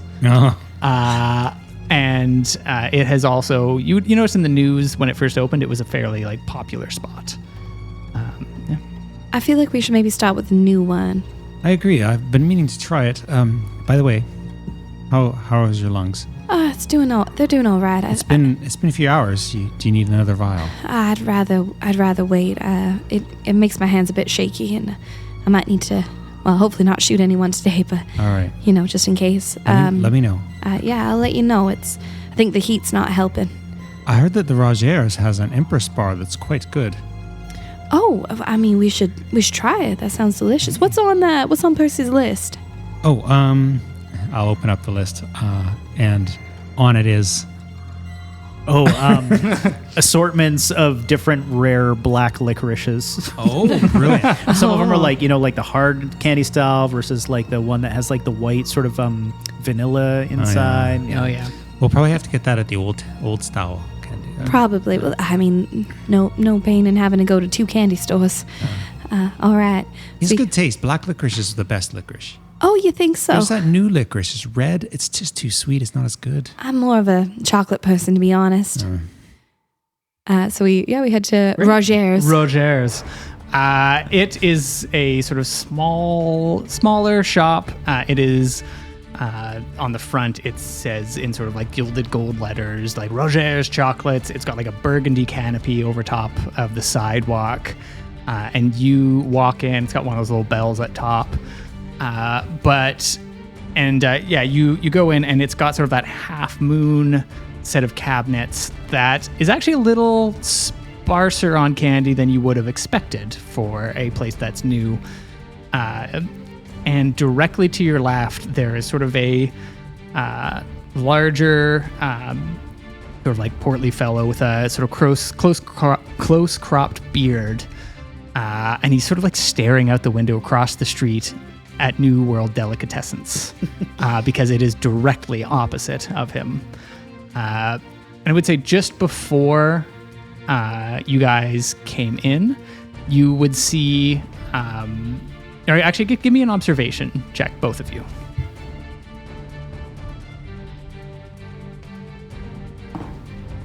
One success. One success. Great.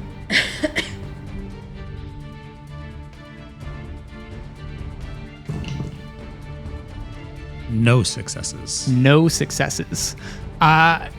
Elias, you are fixed. You've got Percy's list, and you're like, well, maybe we'll try and support this new business first before going to the old guard. Yeah. But Madge, you actually notice a small crowd outside of New World Delicatessens, and you see a banner outside that says Grand Reopening.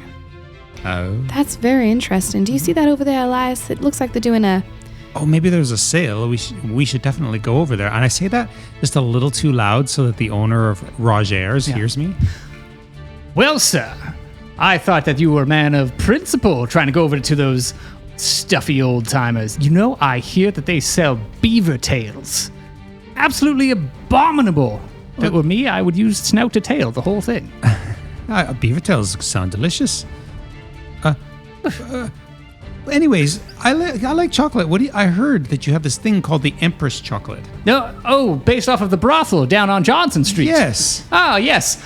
Not that I know would know anything. We don't stock that one on the top of the shelves because we have children that come in here. Of course we do. But yeah, very, very nice. Very phallic, in fact. I've heard when you open it up, you can collect all the ladies and trade them out for different ones. Ah, yes, the dirty pictograms. You, my dear, strike me as a woman of principle and class. Absolutely. Charlie Roger, pleasure to meet you. Madge, it's lovely to meet you, sir. Ah, fantastic. Welcome to my humble abode with myself and my lovely wife. It is a family-run operation. Where is your lovely wife? Oh, she has come down with a bit of the illness as of late. Oh, no, I'm so sorry to hear that. Dr. Elias here, perhaps he'd be willing to help you with that. In exchange for a discount, of course, of your delicious wares. Oh, well, perhaps something can be arranged. Elias, can you give me an observation roll, please, actually, as a medical person? I got 1-6. You got 1-6. You notice that Charlie Roger has a fading black eye and has a bandage over across of his right fist. Let me ask you, sir, Of course. a couple things. Mm-hmm. First of all, Yes. friend of mine. Yes. Those are good. Yes. Capital. He has this favorite candy. Yes. And as a present to him, as a surprise, you understand. Mm-hmm. I've been wanting to get him this candy, but all I have is a piece of the wrapper that he threw in the dustbin as a clue to what it is. A mystery, a confectionery conundrum, you might say. Yes. So my friend Madge here has the wrapper. Yes. And maybe if Gesundheit, if that's what one would say for coughing, Madam Madge. That works just fine. it does nothing to help the illness. Anyway, if you I am dying. if you could look at the wrapper and see if it's one that you sell here. Oh, absolutely. And in the meantime, if you like, I could examine your hand. Oh, this old thing. I would not worry about it. It's a week old or so. Could be broken. You might want a splint. Oh, It's no trouble. I'm here. I could look at it. You're a doctor. I'm a doctor. Fantastic. And yeah, you sort of do the exchange. He hands you his hand and he looks and he's like, yes, this is not one of ours. You see, this is a royal purple. This is full of pomp and circumstance. My humble store only does Merlot wax wrappers. Of course. I wouldn't think you would sink so low to purple. Yeah, you know who would? Mr. Thomas Murray across the street. And he spits on the ground. Well, I have to say, Elias, clearly we can tell that Monsieur Roger has so much class and talent that perhaps it would be better for us to get our dear friend something from here instead. Yes. Fantastic. May I interest you in some Yeti down? And he pulls up what looks to be cotton candy. Brought in by the cotton Yeti of the Himalayas. Mm-hmm. Or perhaps some effervescent drink. Sparkles and puts a little twinkle in your step. I think we'll take one of each, actually. And as I'm doing that, I'm pressing on his hand, on the bruised hand, because I've been examining it. And I is it broken? Give me a medicine check, please. All right. And sorry, what was the name of the guy across the road? Thomas Murray. Murray. Never trust a Murray. Nope. Sounds like a bad hombre.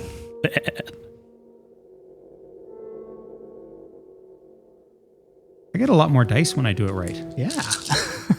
Make sure that you're redacting all of your condition ones, though. Well, it wouldn't matter anyway, because I just rolled 10 dice and I didn't get a single. Oh no, I got 1 6. Okay, how about I re-roll? I'll take Have you reduced your? Okay. I'll reduce now. And okay, sounds good. Okay. Yeah, you get one freebie from me. Mulligan. Yeah. Yeah, I still got 1 6. You got 1 6. Yeah. Yeah, I would say that you're able to deduce that it isn't broken, but it definitely is like the same sort of pattern of someone who's gotten into a fist fight. Yeah. Yeah. Let me. We'll buy these. Of course. I really think I should look at your wife. She is unfortunately at home and not here at the moment. Yes, maybe you should give us her address. Dr. Elias does house calls, and for how wonderful your confections here are, no additional charge. That does sound fantastic. Do you work out of a clinic or the hospital? I work out of a clinic. Oh, perhaps we could visit you there. No, I'm happy to visit your wife at her house. We are of a private sort, that I would say, and perhaps there's some sort of raging infection that... You think I'm afraid of an infection? Listen, man. With a hand like this and that eye of yours, I need to know, have you been laying a hand on your wife? Absolutely, I love my wife.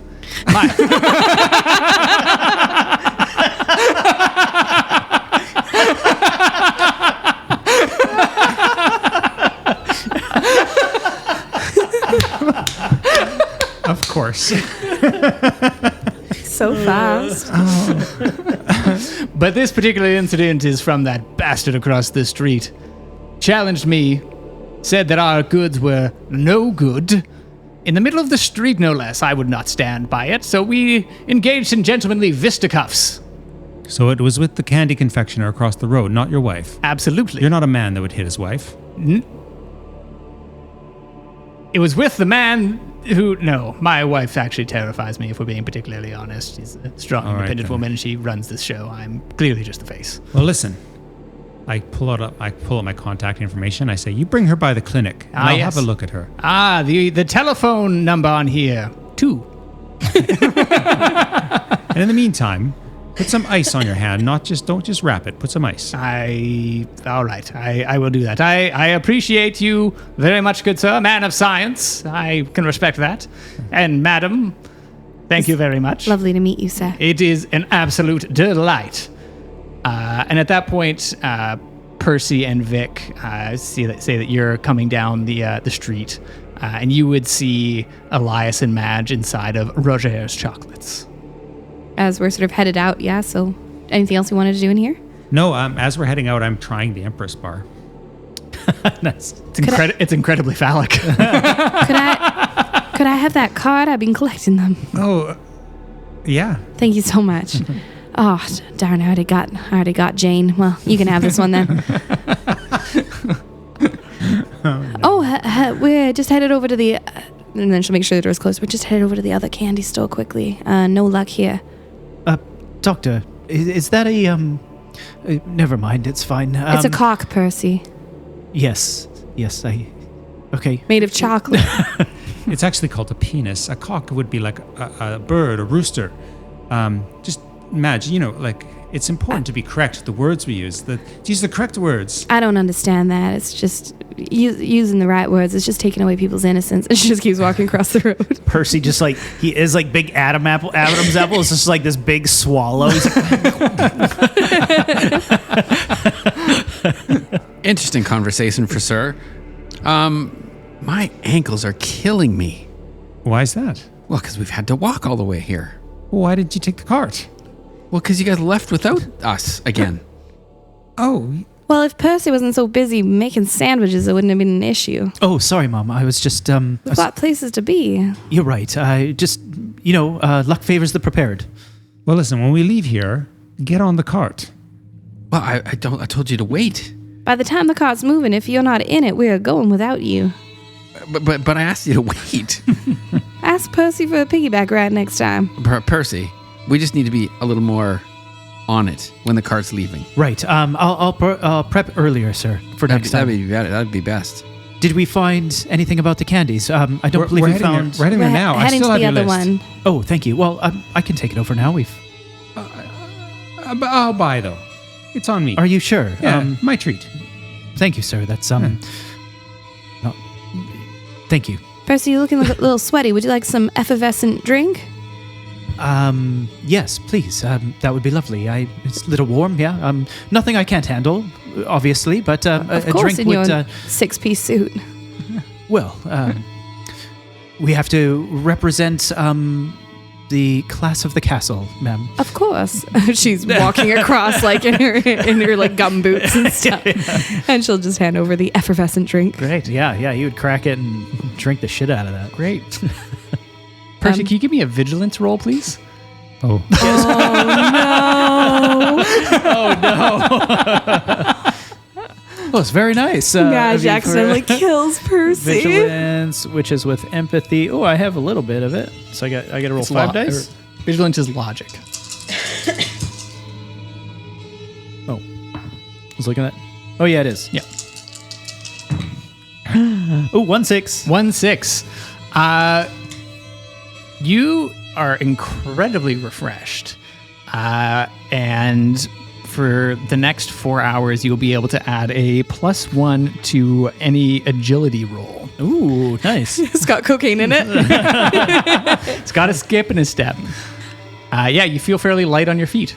Oh, this is this is wonderful. What did you got this out of this what is it? Roger's. Roger. I shall have to come back here. What a wonderful, sparkling concoction of energy. Hopefully it'll help you keep up with the cart. Yeah, I might push the cart by the time we get out of here. Oh, it'd be nice. The horse could use a break. Then we head into the candy shop. Great. Do you wait in line or do you try and cut? Because there is a line to get in to New World Delicatessens. Elias is going to wheel up past the line right to the proprietor and say, "Good sir, I have heard you had an injury." So the proprietor's inside, but before you get in, there is a large-looking doorman It is a fellow that looks like he may have come out of a bare knuckle boxing ring. Got very broad-shouldered, the cauliflower ears, a nose that's been broken, shaved head. It looks incredibly out of place for a candy shop. Okay, well, I intended to go in and say that to the proprietor, and I was looking for the proprietor, and I didn't even realize, and I wheeled up and bumped right into the shins of this large man. Oi! What were you wheeling? Look up. Oh, well, you're an awfully large one. Yeah, that I get that a bit. Dr. Elias Bjork, I'm here to see the Right. owner. Right. Well, it's my job to make sure that everyone waits in line. Vic Dickerson. Vic Dickerson. Vic Dickerson. You know who? The Vic Vic Dickerson. We have questions. Son of Dick Dickerson. That's right. Well, Richard. Richard Dickerson. That's right. Richard Dickerson put my old man away. I'm sorry to hear that. Yeah, he's all right. He deserved it. Fair. I would. Yeah. I mean, Dick's a good man. Elias whispers to Madge, I thought his name was Daddy Dickerson. I don't even know anymore. Name's Percy, sir. We're all sorry to be doing rude. introductions now, are we? Well, I just I didn't want to be rude. Fair. Well, Cucumber sandwich. this is terribly warm. Well, sorry, sir. I didn't mean. If only there was some sort of like refrigeration. I'll remember that for next time. As you all try to sweet talk, I'm assuming you're trying to sweet talk your way through into New World Delicatessens without having to wait. Madge has passed over the wrapper to Elias kind of subtly, and she's gonna go up to the doorman too, and she's not an attractive woman like in the conventional sense. However, she sees his broken nose and his like scars and stuff, and she goes, "My, that is quite the scar across your bicep. I have one almost matching exactly." Oh, she's shit. gonna kind of angle herself so he has to look away from the door while they're talking. Great. And she's gonna go, "Yeah, I got this one actually, weirdly enough, from a bear trap. Can you believe it?" Bear trap. Yeah. What is it doing on your arm? It just jumped up and bit me. Wouldn't you believe? The bear trap. And then bit you she's on gonna the- she's gonna indicate for them to go in. All right, give me a manipulation check, please, Madge, and the rest of you can give me. I'll have one of you roll me a stealth roll, and you can add a dice for each person helping. Can I try to push my way through? Like just. Oh yeah, if you want to give me a force check, please. I'll do stealth, I guess. I got a 1-6 on my stealth. 1-6 on your stealth. 1-6 on mine. Manipulation. All right. Ooh, 1-6 as well for Percy. Great. Wheelchairs are quiet. You know? Yeah. I think there's just a lot happening all at once. Yeah. Percy just wheels him in. Right as they're going in, Madge has like pulled her shirt really low, so like some cleavage is showing, and she's gonna go, "And this one, I got this one from a beaver, if you can even believe it." I got 2 6s. 2 6s as you push your way in. Yeah. I think this fellow at the door is Into Madge. and Vic, you're able to sort of push your way through, and it sort of like knocks him into Madge a little bit, and he gets flustered. Oh my goodness! I'm sorry. If you wanted to touch the scars, you just have to ask. I didn't need to. Right, of course. All right, how many people are in the store now? And he starts doing a head count and like counts all of you lot in there. He's like, well, we got a couple too many. I'm sorry, you can go in, ma'am. Oh, of course. Yeah. You're so kind. Thank you so much. Yeah, it's fine. Yeah. Can I get you anything while I'm in there? No, I'm good. I'm all stuck up on 8 up. That sounds lovely. And as she goes in, she'll like squeeze his bicep a little and then keep going. Is 8 up the precursor to 7 up? Yeah. You go in and the store is quite busy. These shelves are all stocked. And there's a glass display case. There's all sorts of like sort of hard licorice candies, but all sorts of like packaged and wrapped items as well. The assortment is quite wide. you see an ice box that's got rows of bottles called 8-Up in there. You see this thing called cotton candy. There is, excuse me, boxes referred to as spotty powder. Others you see in fuego tamales, all sorts of things. Lots of black licorice of all kinds, salted, soft, hard. There's like they have like a specialty wall that's like all black licorice. It is under lock and key. Nice. Behind the door, you see a sort of lean, wiry fellow with sort of a pencil-thin mustache, and as well as a young woman also acting as a clerk, and they are serving customers that are in here, and they're all sort of around. What does everyone do whilst they're in here? I'm going to wheel around looking for things that are wrapped in purple. Okay, sounds good. Madge is pretty close to Elias too, and is sort of like getting any blind spots he might have. She knows this place probably isn't super wheelchair accessible. So, Yep. Percy's been here a fair bit to come get supplies, and he's gonna go to wherever he knows, like the gumball type, like what, like he would like that wrapper. He's like, oh, I know where that might be, and he's gonna go to that area of the store. Great. What's Vic up to? Vic is going to he's going to just sort of watch the proprietors, Okay. And just sort of see, like, just kind of observe what's, what they're doing, anything notable Great. about them. So then, Vic, I'm going to have you. I can't really remember how to parse out vigilance or observation, so I'll let you choose which one you're doing, because you're sort of like doing a bit of a stakeout, but also looking around. And then the rest of you will have doing observation checks just for your different things. All right, so it's going to be vigilance. Great. nada, Nothing. 2 6s. Whoa! Nice. There we go. You got the bad ones out. I'm good now. I got 2 6s as well for Percy. Whoa. Hey, that's great. That was a lot of dice. I know, and not a 6 on there. Would you like to push that roll, Vic? Ooh. Push. Push. The dice. Push. I can't be the only one with like. Yeah. Sure, we can do that. Great. You get to re-roll them all, and you take a mental condition from here moving forward. Can I take a mental condition? Yeah. Okay. That's better. I got 1 6 at least. Perfect. Mad, you're quite correct. This place isn't particularly wheelchair accessible, and with the number of people in here, you're having to sort of pay more attention to Elias and people perhaps bumping into his wheelchair. And so you don't necessarily see anything, but you do successfully navigate him around. I would also say we've been in the heat for a little bit, and now we're in this very tight, cramped place without any air conditioning. True. I think Madge's breathing is definitely starting to notice it too.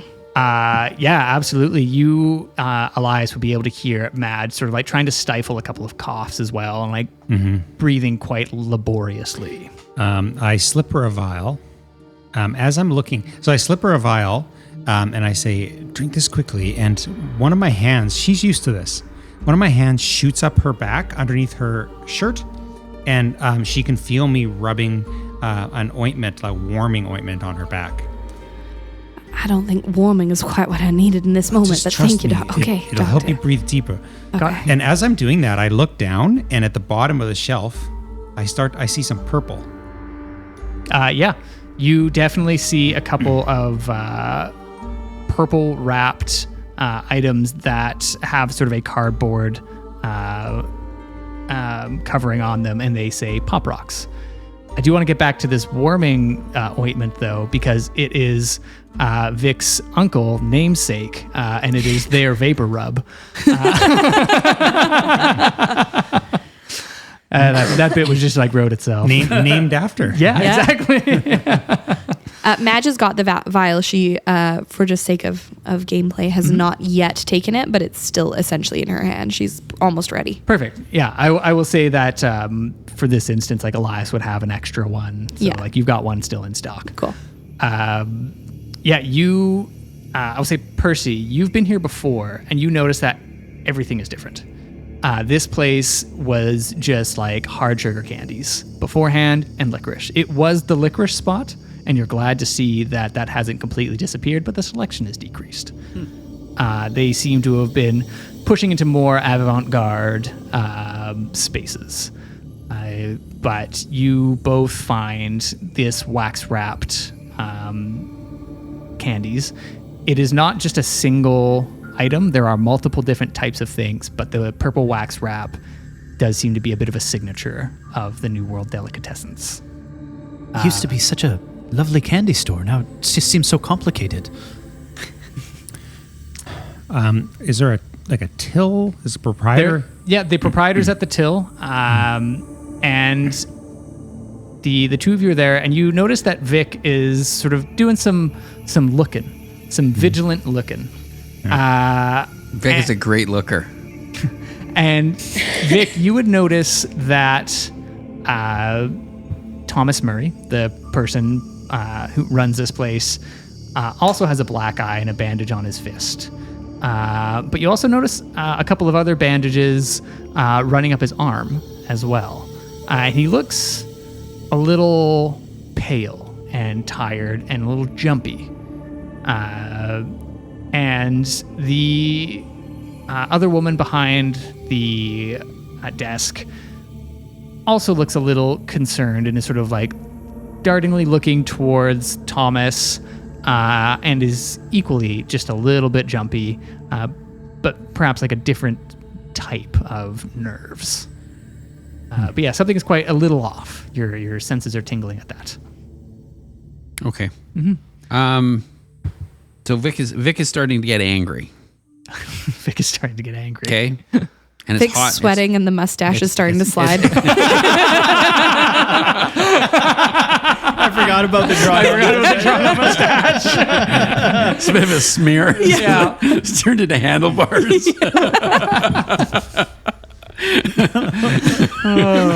Too good. So he's getting a little bit angry, and decides to say, "We need to get out of here. We need to start moving, and we need to get out of here. It's getting claustrophobic in here." I did notice a couple of things. That guy's got cuts on his arms, and he's got a black eye. Vic, we're going to get out of here. We need to get out of here. We're going to get out of here. Okay. As soon as we're done our work. Maybe I'll go. You can watch from the front door. I need air. Go get some air. We got this. Okay. So Vic's going to walk to the front. He's going to walk to the front door. Madge is going to hand Vic some money and go, why don't you go get yourself an effervescent drink from across the way or something? That's a great idea. Wonderful. Oh, highly recommended, sir. Yes, please. If you wouldn't mind. And he gives you some money. And Madge, as she passes the money, she's going to lean over and go, Vic, dear, your mustache is starting to slide. Vic would he would try to like Smear it out. and then he would probably take a hanky from his lapel and Maybe like one of those like powder mirrors or something. just kind of sort that out a little bit. And probably as he's going across the street, maybe reapply. Yeah. Great. I was going to say, Percy quickly pulls from his bag, like, oh, sir, I brought you a spare pen. Everyone's in on it,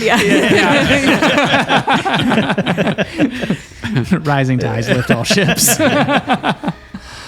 I'm going to wheel up to the proprietor then Okay. Yeah. and say, good sir, Yes. couple things. Of course. Your purple candies. This might shock you, but I need to buy them all. I'll just put them in a box. I'll take them all. Oh. Every one of them. Oh. Okay. That's quite a sale, sir. Go ahead. Your arm, your hand, your eye. Yes. Foolish me. I fell down some stairs. Of course you did. Yes. Well, box up the candies. Of course. Yes. And I'm going to have you roll. We're going to do a resources roll. Okay. So the way that money works in Vaesen is it's sort of like your spending power Yeah. that you've got. So it's a manipulation roll. Yeah. And plus whatever your sort of resources bonus is. Mine's a 4. Yours is a 4. So you get to do a manipulation plus 4, I believe. Can I assist in any way? I'm like thinking about Percy's resources. I just mean more Madge's resources are pretty Percy, good. Can I got Madge this. help? Why don't you add your candy to the bag, and I'll pay for those too. Yeah. With the black licorice. Great, yeah. I will say My that little you can add a +2 for Madge and Percy kind of pitching in, as it were. This is going to need, you're buying out his full stock. Yeah. It is 2 successes. Okay. Yeah. Come on. I got 1 success. You were able, he's like, I'm sorry, sir, you're a little short. This will be enough for about half of my supply. That's plenty. Has he like boxed them up as we were counting out our pennies? He's got the clerk, the woman starting to do it as he's counting it out. Sir. Is that up on the counter? Half of them would be, yep. Okay, so they haven't like brought the They haven't box brought everything out. up. They're sort of like putting it in like behind the counter and then like putting stuff up. But there's still stuff behind the counter, behind the glass. Madge is gonna go, oh, I've got more money. You keep packaging over there, dear. I'm almost there. And she's gonna start like pulling through her pockets and stuff, wanting to get all of them up on the counter. Okay. Can you roll me a manipulation roll, please, as you try and Why do I keep talking? I think Percy would be like trying to distract, trying to see what they're doing, and like moving the boxes. Like, oh, I'm happy to help, sir. Please let me give you a hand. Is like moving some of the boxes side to side. Oh, we have 1 here. I think that one's full. 2. You can add a +1 to it. Nothing. They're getting a little suspicious, and they're also quite busy at the moment, and so don't have a lot of time to like hang out with while you figure it out. We'll take the half for now. We'll come back. Would you like me to take a look at your arm? Did you know I'm a doctor? That's fine. I've gone to the hospital, and It doesn't look like those are professionally wrapped. give me a it'll be an observation check, and everything is observation in this game. 2 sixes. 2 6s.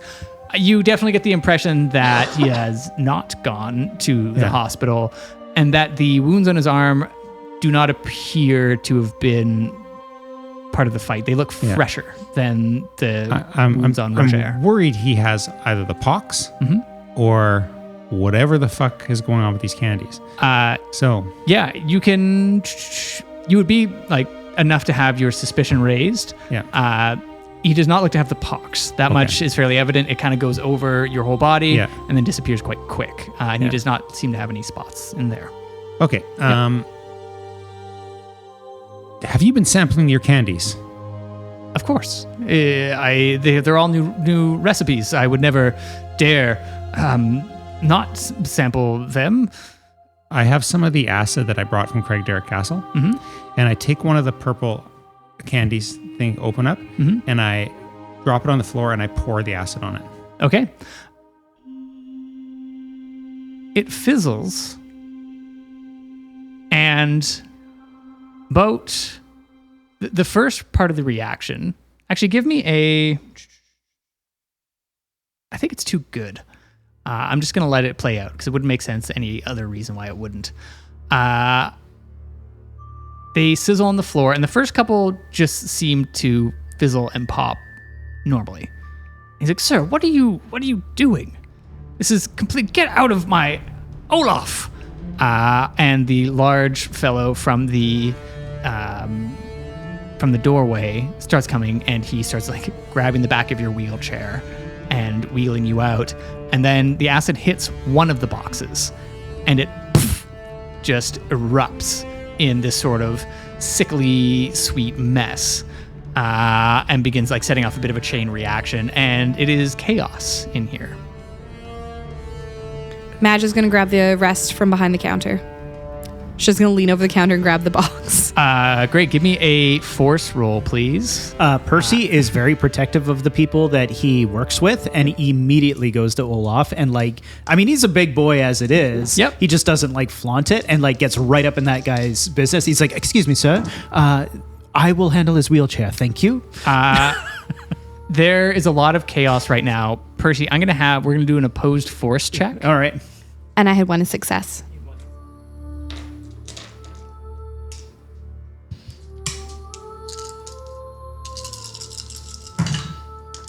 Ooh, 1-6.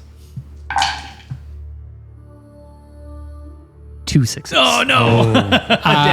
Percy, you go in to move out, and Olaf instinctively throws a right hook at you. Nice. You take one physical condition. Ouch. As you get a bit of a shiner. Yeah. And then the two of you are sort of pushed out of this sort of chaotic moment as the rest of the clerks file out. Dick. Dick, you are... Vic. Vic. Yes, Vic. Thank you. We'll come to you in a quick second. Madge, you are able to scoop out what you feel fairly confident that you've gotten most of it. You're not sure if you got everything, but at least what's in the display cases, you're fairly sure. And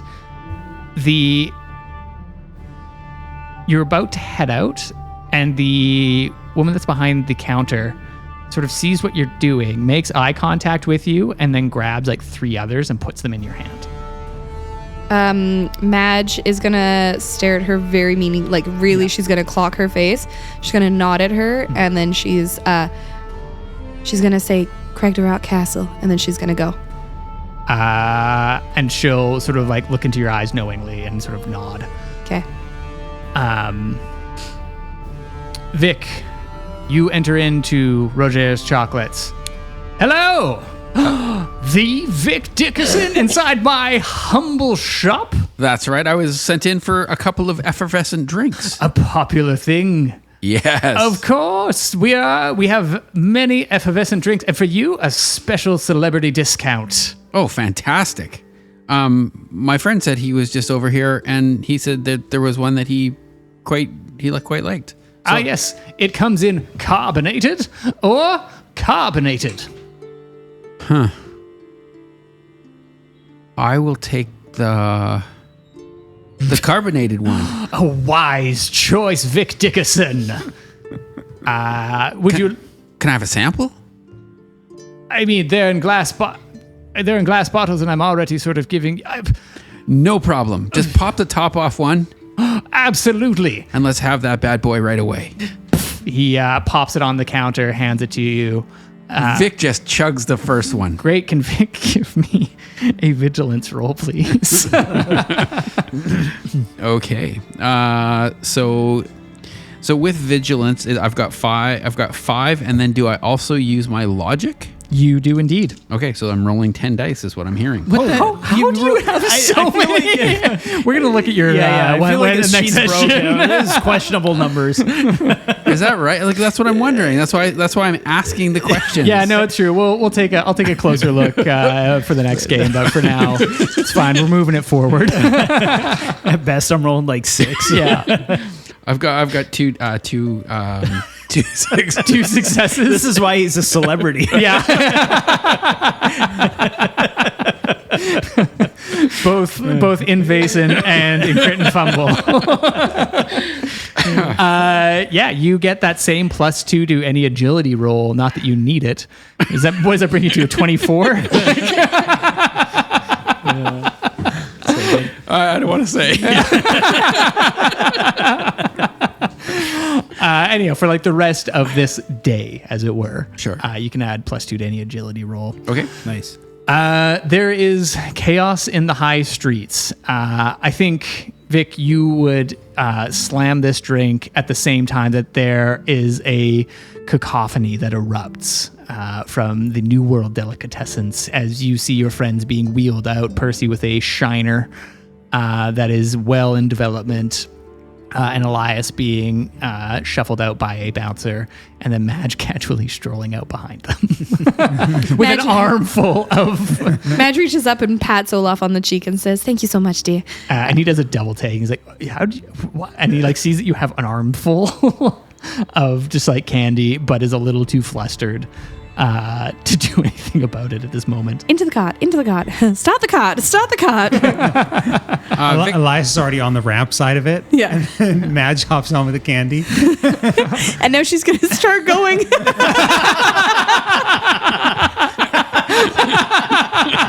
Can I have both Vic and Percy give me agility rolls with your newfound effervescence to see if you can catch it?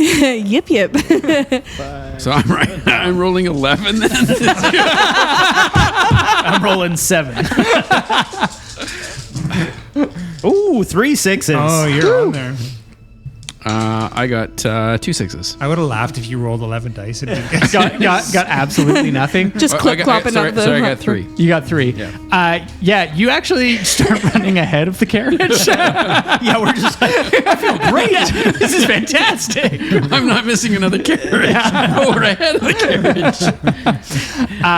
He'll pass the empty bottle to Percy and say, "Well, I spilt yours." He's trying to drink the empty last bit. Just like running his finger inside of it, like putting in his gums. Vic will then open his.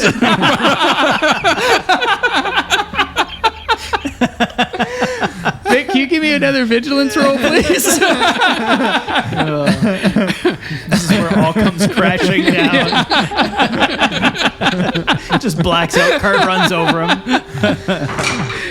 Oh, look at all those 6s. Holy crap. Yeah, you get 24 d6 for the rest of the day. I got 4 6s. Oh, fuck. Yeah. Yeah, I'm sure this isn't going to like circle back at all.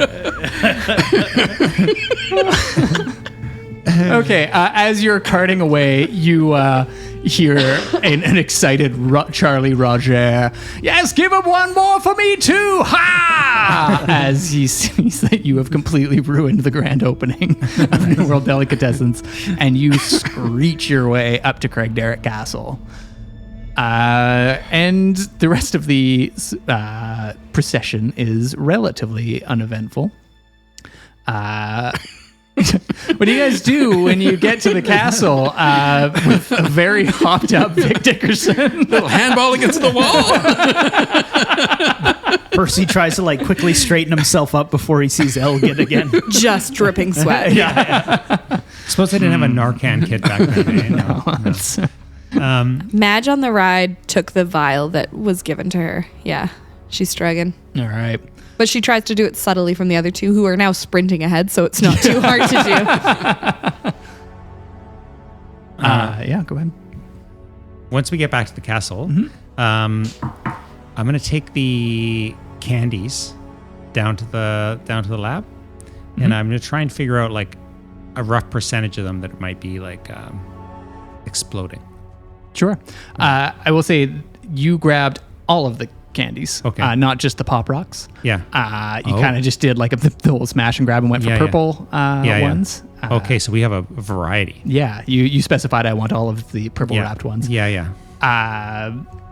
And yeah, you head down, and this is going to take a while. It's sort of early evening at this point, and you settle in probably for a long night. All right, I'll put on my gramophone. Yeah. I'll get to work. Yeah, it's the latest Chopin. I'll order an old-fashioned. Yeah. Can I get those candies, please? Mr. Elias, sir. Yes, yeah. Of course. Mm-hmm. Yep. I'll hand over the black licorice Great. and all that. Good. He takes it, Great. squirrels it away. Awesome. And what are the rest of you doing for the evening? We don't actually think they're the ones responsible. Do you, Miss Madge? I mean, what else are we supposed to think? The woman... He did seem legitimately surprised. Maybe a supplier. Mr. Vic, do you recognize anything on the labels? Different name or something? Do you think they make them? All right, we can look to see if there's a distributor on the box. There should be a label on the box. Certainly can't make all of those candies. Maybe when they're a more bespoke shop with just the licorice, but I'm not sure, but the woman, she handed some to me. She very meaningfully. I think there was... Oh. She wanted me to take them. Did you give those to the doctor? You mean for testing? Yeah, well, I reached over the counter to grab them all, and she saw me do so, and she gave me 3 boxes. I gave them all to the doctor. I told her where we were. I'm hoping she'll come see us. Something I must strange. have missed that. Why would she give us the candy if we hadn't finished paying for it? She seemed really nervous looking over at Mr. Murray. Suspicious indeed. Did you get a name? Her name. Was there a name tag? You didn't catch it in the moment. I didn't catch it. I did examine her face carefully so that I would be able to find her again if we see her, but I'm hoping she comes to us. Well, if she's going to be coming to us, I should probably prepare a few things. Excuse me. And he heads off to the kitchen. Yeah. Madge usually stays in the groundskeeper's cottage, but she told the woman to come to the castle. So she will probably coop up somewhere cozy. Maybe she'll even ask Percy where she could hang out in the castle. Like you could, or the lady could? Where Madge could. She usually stays in a separate cottage. One of my favorite spots overlooking the front drive is just on the second floor. It's a lovely reading nook. I'll often take the fairy tale book my mother gave to me. Just a simple read, but nice to sit on a rainy day and overlook the grounds. Wonderful. View. Yeah, I'll go there. Can I bring you a tea? Oh, that would be excellent. Something soothing. My throat's a little sore. Yes. A nice soothing oolong. Nice strong black tea.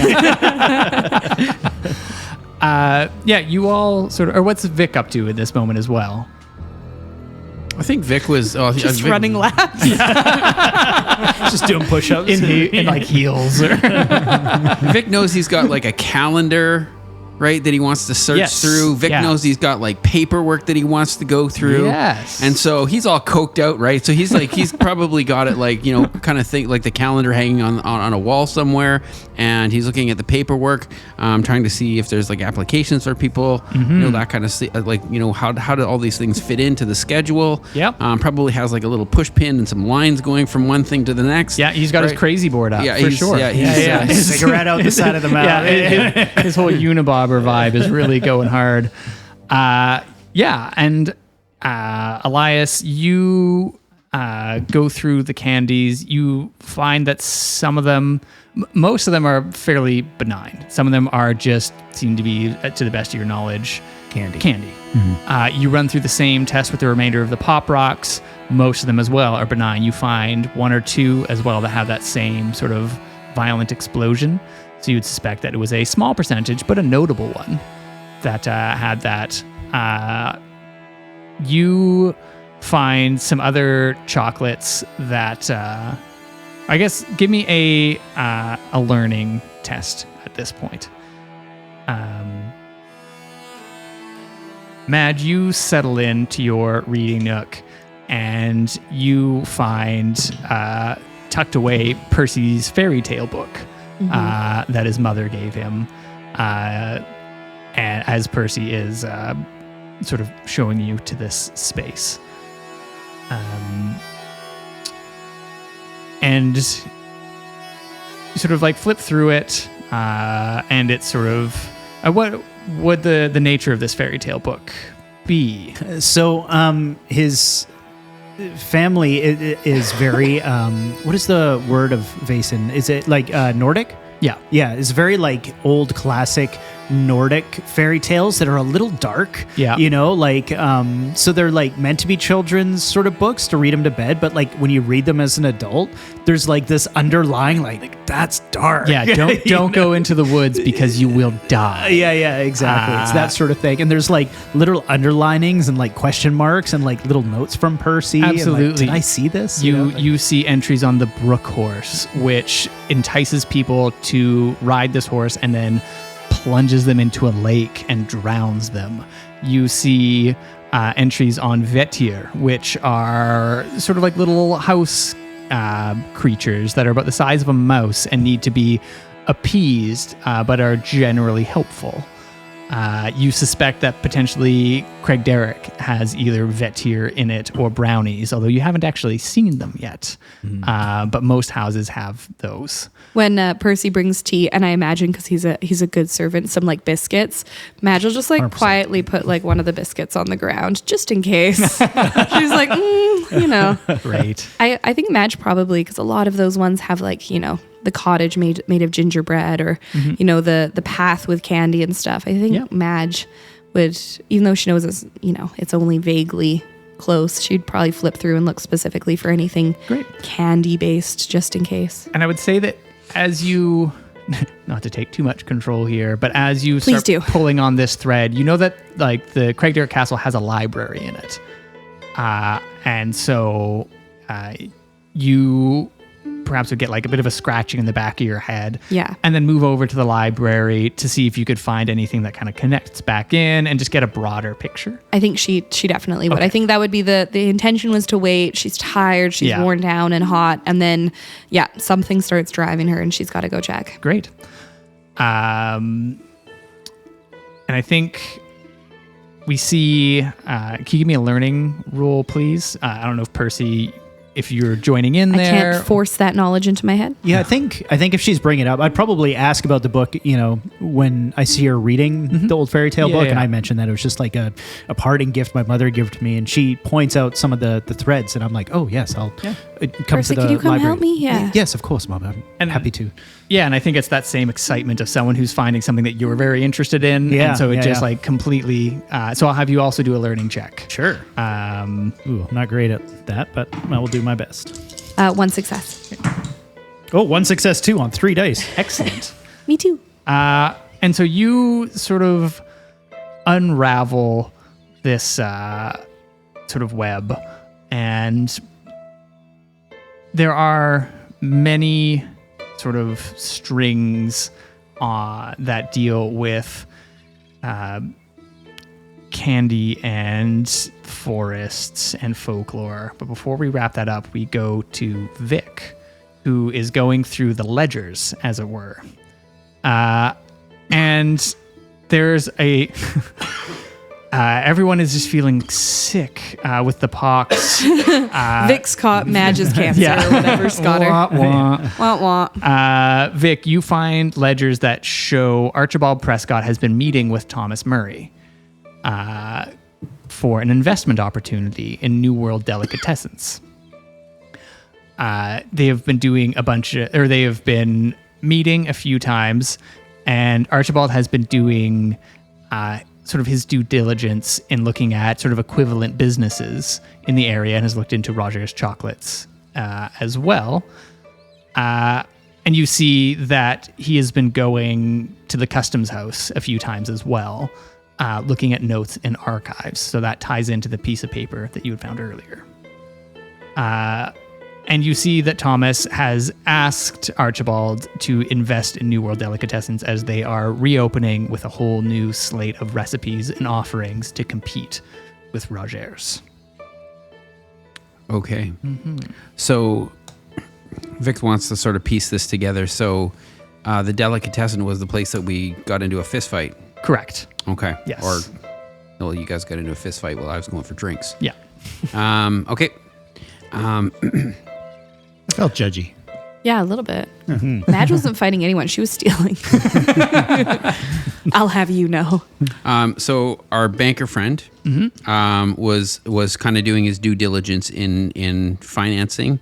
Yes. And you can see that he's got sort of a couple of question marks about Roger's Chocolates, like sort of curious background, not sure where their investments have come from. And you can kind of cross-reference that with the piece of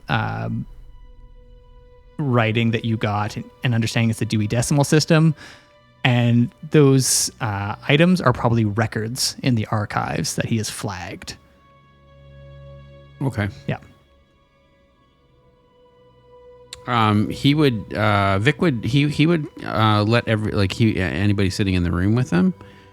He would be kind of like frantically sort of still kind of feeling that anger of, confusion and, trying to piece these pieces together. And then when it comes out, he'd be like, aha. And then he would kind of like, turn to somebody, and if I anybody's think Alga there. is in there, and he's got like a green tea for you, or like an herbal like mint tea. So okay, well, and he's like, yes, Sleepy time? Yeah, sleepy time. He's like, hello. okay. Yes, Eureka. You said, more tea. of course. Okay, all right. Would you like brandy in that tea? As Yes, that would be very, very helpful. Clear my thoughts. Great. Let's maybe get you to some sleepy time, perhaps, Vic. But there's the ha. Ah, yes, right. What did you discover? Well, nothing. I want to talk to you about it. Okay. Well, we'll figure Shall it out we? in the morning. Yes, All it's right, in the sleepy time. morning, so Okay, all right. Or that brandy. Yes, right here. Okay. Of course. Great. Where's Percy's normally on these sort of things? He is. I'm not sure where he's at. Where did he get to? You hear from the library, he's having a grand old time with Madge. He's like, This is Percy's best day. He made so many friends. Books and licorice. Yeah. Fellow servanty types. And I would say that with Percy and Madge's success, you would deduce between like folk tales and actual records in the library that there is a commonality within what you're experiencing, and that is witchcraft. These are likely some kind of potion that you have encountered. It doesn't line up with fairy magic or trollcraft. The problem with witchcraft is that the history of it is so mired in sort of lore, myth, and persecution of sort of healers and sort of Wiccans that it's hard to parse out the fact from the fiction, but there are many different types of witches in many different types of cultures. Some of them are more animalistic, some of them are healers, and some of them appear as they are in these folk tales, which is to say a type of hag that normally sort of is in the woods and is a cautionary tale. It is the thing that goes bump in the night in the woods. Hansel and Gretel style. Yes, Yeah, exactly. And you haven't quite cracked which specifically... Which? Which witch that you're going to be dealing with. And you've just got almost like too much information right now, and you kind of need to narrow it down a little bit and sleep on it. And as you are... Go ahead. I was just going to say, are you sure, Miss Madge, witchcraft, that seems, if you don't mind me saying, a little far-fetched, but I suppose you're right. It does point to it. Percy, the work we do here, you don't think a witch could... Yeah, I suppose. It's been a while since we've... Witchcraft, really? I don't know. Part of me thinks, well, maybe it's... But what do they have to gain from poisoning their... Unless the banker wasn't going to invest, except the banker did invest, clearly. And so could it be... I mean... Monsieur Roger, he said he was scared of his wife. Would his wife do something like this? I don't know. I haven't met the woman. But he was awfully angry about it. Did you get an address? No, he was very private about it, actually. Very, very specifically private about it. Wouldn't let Elias... He said, although he did tell Elias that they'd come to the clinic, perhaps we could try to arrange something. Yes, I think meeting her might lead to at least something, maybe. I don't think it's that odd that they would rather be private. I'm not sure if a doctor I just met asked me to come to my house, I would say yes. It's literally how Elias and I met. He said, that cough sounds terrible. You should come by. Well, you're a different, anyways, and it's at this point where the scene sort of splits off into a few different directions. We see a figure walking up the road to Craigdarroch. It is reasonably late, but it's not sort of the AM, as it were. We see sort of Percy and Madge inside the library, and they're sort of poring over their books and sort of processing things. And we see the the bouncer that was outside of New World Delicatessens, walking home for the evening at night.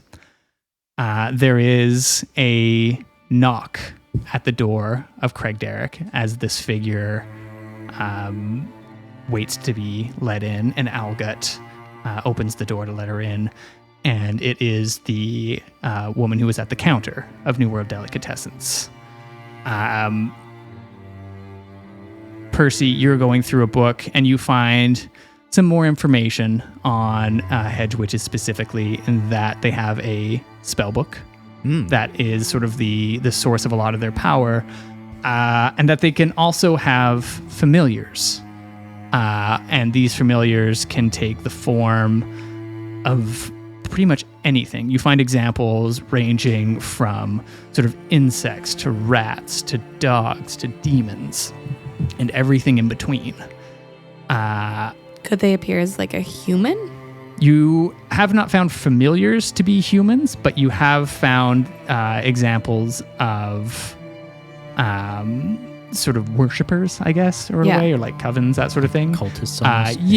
In order to get further in, you would need to kind of regroup and do another sort of learning test with some more information. And we pan over to this large figure, and he's sort of walking down. The streets are fairly deserted that he's in, and he turns down towards his house. It's sort of tucked away in a bit of an alley. It's a slum house, and he gets the impression that something is behind him. And he turns around, and his face is immediately muffled and lifted off of the ground, covering the scream that he lets out. And that's where we're going to end our session. Oh, what the hell? That was the big guy that I bought? That was the big guy. Holy shit. We're going to die. Adventurers, grab your weapons.